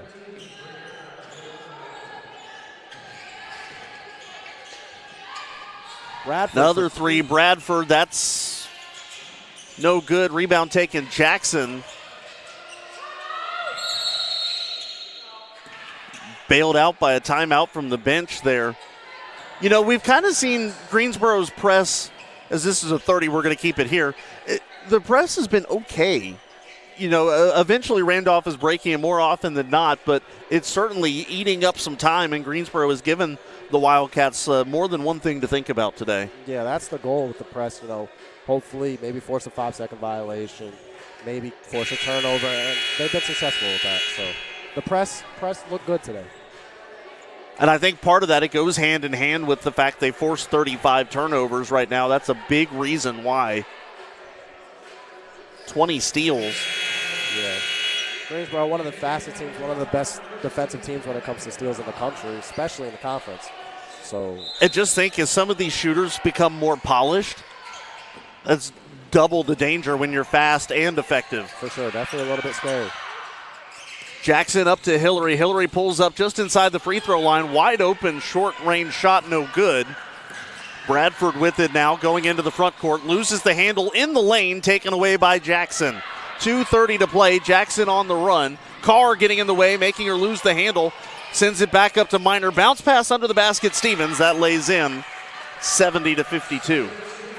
Randolph's defense has been amazing. I mean, a Pride team that just put up over 100 points, holding them to only 52 with 2 minutes to go in the fourth. It's great stats. Which we kind of knew that coming into today as Ruano lays it in left baseline. The fact that Randolph through 3 games this year is averaging, what, like 55, I think, points allowed per game? 59, I think it was. Yeah, that's a great defense. This is a great coach team. It's very disciplined 2-3 zone. One of the better zones I've seen in women's basketball. Wildcats are going to improve to 2-2, while Greensboro will drop to 2-2. From the left elbow, shot by Jackson, no good. Minor's put back, no good as well. Hairston will come away with the rebound. Long feed down low to Carr. Carr underneath the basket, good and one. No, a travel. A travel was called. Oh, man. I can't tell you what Coach Fernandez is saying. His back is to us, but I'm sure he's not happy. No, he definitely doesn't look happy. It didn't look like a travel to me. It looked like an and-one. The only thing we couldn't see, maybe she bobbled it a little bit on the gather. I'm not sure, but yeah. Pavon down low to Minor, and a travel called there for Minor. Minute 27 to go. Greensboro down 16. Looks like we get that travel call back. Too bad you can't get the time back either. Oh. Final 95 or 85 seconds. I swear I can do math. Farish down to Stewart. Stewart thought about a long range 2, goes in the lane, off balance shot, no good. Minor comes down with it. Minor, quick little push pass to Hillary. Nice feed in the lane to Stevens. Tried to dump it off to Minor out of bounds. That's kind of the case there, Jay Sean, where maybe there was one pass too many. Yeah, a little bit too much passing, but, you know. Some coaches believe there's never too much passing. Simpkins kicks it out to Farish. 1 minute to go. Down low to Irvin. Irvin mid-range jumper. That's a little strong. Rebound taken by Pabon. Lost it. Goes to Minor in a jump ball where the arrow favors the Pride. 50 seconds left. Smart play by Bradford there. I mean, oh, maybe. Looks like Randolph might be getting the ball. Well, one thing you know for sure with 50.6 left, Greensboro's going to fight all the way to the end. They're not going to call off the dog. Well, maybe they will in like 5 seconds left. But otherwise, this is a team that's not going to give up. And again, a reminder of what's coming up. Greensboro is going to take on Pfeiffer in the conference opener on Saturday. A 2 o'clock start pregame show at 1:45. Women's wrestling at home against Southern Virginia, 3 o'clock on Saturday. Swimming is at home this week, and then after that, a couple of road events, and we're off to Thanksgiving break. Yeah. I'm excited to go back home for Thanksgiving Absolutely. break. See my family, man. I'm excited. Thankful that we get to do this as our job. Thankful to have you here with us, Jay Sean, and Very thankful to have all of you watching here on the Greensboro College Sports Network. Yeah, very thankful to be here. Interesting inbound play here from Randolph. They don't. Oh, I thought they only had 3 players on the court. Pabon throws it. Oh! Bradford with the steal, and I don't know if she intended to pass it to herself behind her back, but she did and lays it in. I don't know if that was intentional or just the way things happen, but that was one of the niftiest plays you will see. Bradford with the steal, behind the back pass to herself, and lays it in. Yeah, see on the replay there, she behind the back pass to herself. Pivot, bang. Pabon to inbound. Finally finds Scott. Back to Pabon, 42 seconds left. Bounce pass to Scott. Slings it across to Hillary. Hillary back to Scott. You know, Randolph will bleed as much as they can here. Well, I say that. Hillary's now kicked it over to Stevens. And there's a foul called on Farish. That'll be her second.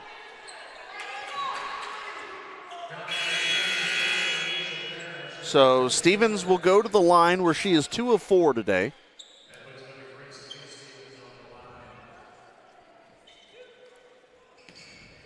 Just as a team, Randolph is 7 out of 15. It's 46%.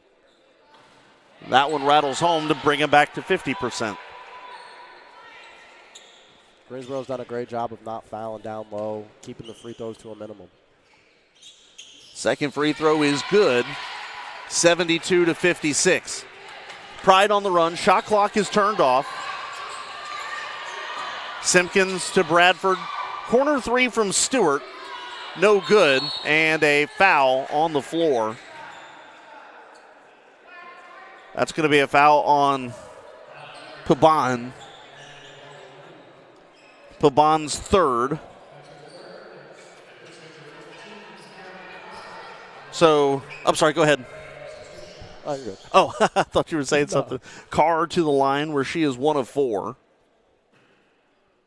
I like the shoes she has there. Yeah. Really nice.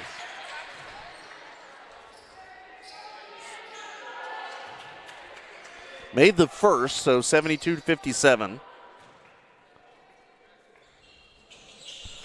Second free throw good, 72-58, 15.3 seconds left.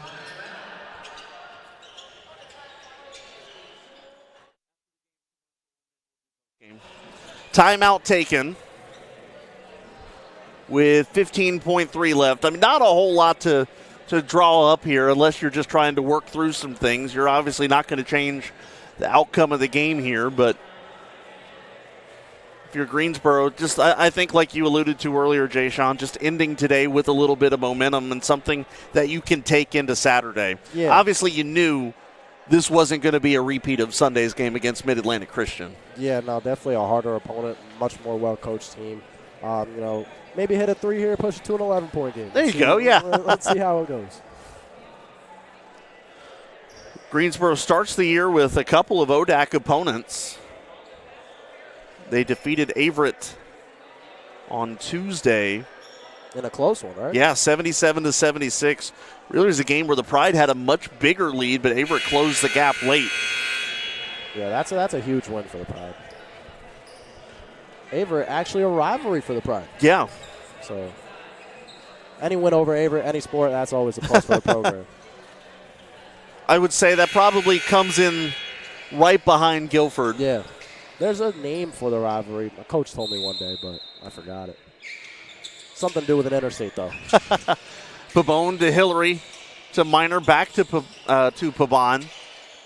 Now to Stevens, back to Pabon. 8 seconds left. They don't have to shoot. Doesn't really look like they want to.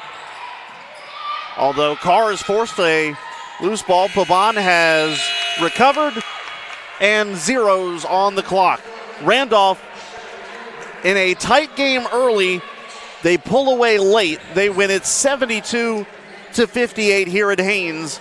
And Greensboro drops to 2-2 on the year. We will step aside. When we come back, we'll start the postgame show, and we'll wrap everything up here from Haynes Gym when we come back on the Greensboro College Sports Network.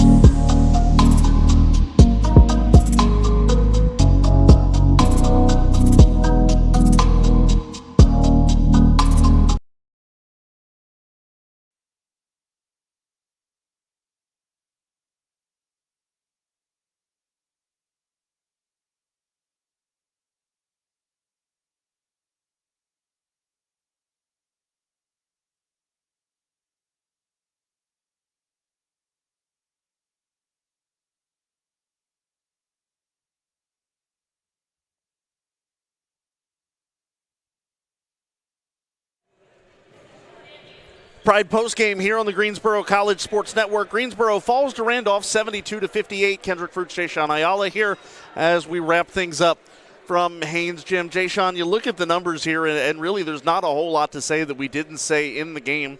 Quite frankly, just Greensboro couldn't get anything to fall today, and I think a lot of what happened today can be summed up that way. Yeah, shots definitely weren't falling. 85 field goals, only 16 landed. So, if they can just get some of these to land, it'll be a closer game. It was close in the first half. Second half, a Randolph run made it a little bit more out of reach. But like you said, if these field goals can fall, if these shots can fall, a three-pointer, be set up a little bit better. Yeah, and just 7 of 44 from three. And you kind of think about, and I'm sure this is something the coaches talk about a little bit. You've got the numbers, the quota that you want to hit. They talk about, they want to be at certain metrics, but, at the same time, if the threes aren't working, do you have the ability to make a change in game? And, again, you're still working through some kinks right here, not questioning the coach's decisions at all. I don't want anybody to get the wrong opinion here. It just kind of seemed like today the threes, they kept going to the well and nothing was coming up. Yeah, schematically, when you look at it broad, the scheme works. The shots are being put up, the three-pointers are being put up. Offensively, rebounding amazing. Today is just a case of shots not falling. And like I said, the scheme works. Everything's been looking good. Just today wasn't the best from field. And, one of the big things that I think was good today, despite the shooting struggles, the team stayed together. It would be so easy, especially for a young team, to get frustrated, to get on each other. But I did not see that today. This was a team that said, hey, look, we believe in this system. We're going to keep trying it, and we believe that eventually something's going to work. I do, too, just eventually was not tonight. Yeah, no, trailing by 10 at 1 point 20 in the fourth quarter, but they never backed down. They made it a 14-point game. Defense stayed aggressive. Pace stayed aggressive. So that's a bright spot. That's good look on Coach Fernandez. His team looks ready to play. Taking a look at what else is going on today. Only one other game in the USA South, and that's Pfeiffer on the road at Averett. They're in the second quarter, and Averett leading it 16-15 about midway through quarter number 2. And it is Deshadria Giggets leading the way with 7 points for the home squad. Averett again leading 16-15 against Pfeiffer, who we're going to see on Saturday in the conference opener. Yeah, that'll be a huge conference opener. Let's take one last look here at the stats, and then I'll send it over to Jayshawn for his final thoughts, and we'll get you on your way here this Wednesday evening. Rebounding team totals go to Randolph 63-48, but Greensboro wins on the offensive board 27-21. Assists go to the Wildcats 17-11. Greensboro forced 38 turnovers today while only committing 20 of their own. Bench points go 35-21 to Randolph. Fast break points go 16-14 to Greensboro. They forced 21 steals. Randolph stole the ball 15 times. Points off turnovers 33-12 for Greensboro. You look at those metrics and you say, hey, when you dominate in points off turnovers, a lot of times that leads to a win. Just wasn't the case tonight. And this number is a big reason why. Points in the paint. 48 for Randolph, only 16 for Greensboro. A lot of those second chance opportunities that we saw the Pride get today, as we said, just could not get those points to drop in. Leading scorers today for Randolph, Stevens had 14, Thrash had 14. What a day for Thrash from beyond the arc, 4 out of 8 from 3. 9 points for Prebon, 10 points for Finnerty, 6 for Minor, 4 each from Jackson and Scott, and 4 from OG as well. Leading rebounder was Minor. She had 12, 9 of them for Finnerty, and 7 for Hillary. Leading assister was Hillary with 5.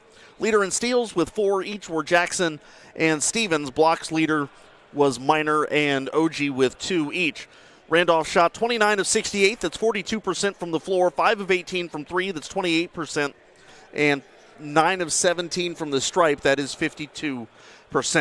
For Greensboro, leading scorer 11 each for Hairston and Bradford, 8 for Stewart, 7 for Irvin, 5 each for Ruano and Simpkins, 3 each for Carr and Effler, and Phelps as well, and 2 for Ingram.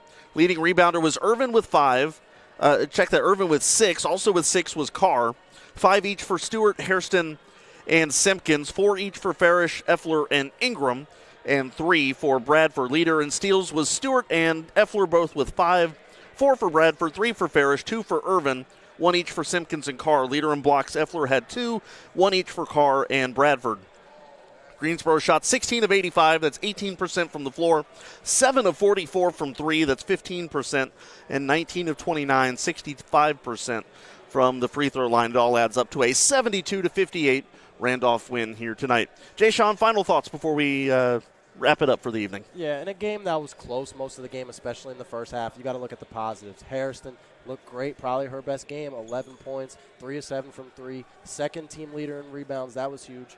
Forced, how many was the turnovers?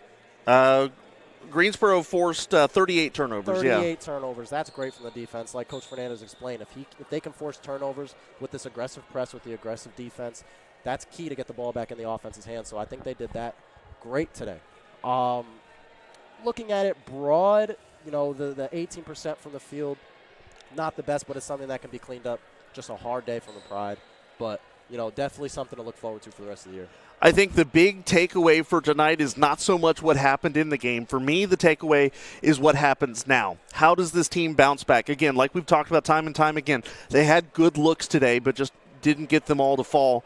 A lot of them just kind of rattling one side of the iron to the other. So for me, it's just how do they respond in the conference opener on Saturday. So I guess really all there is to do for us is to wait for Saturday then and see what product they put on the floor. It is a 2 o'clock start time. We'll have the pregame show for you at 1:45 for the next edition of the Pride pregame show. So that'll wrap everything up here for us tonight. A big thank you to all of our game day operations staff, our Director of Sports Information, Stephen Weidenhouse, our producer, and my analyst today, Jay Sean Ayala. I'm Kendrick Fruits, wishing you a green and white good night. This has been a presentation of Greensboro College women's basketball on the Greensboro College Sports Network.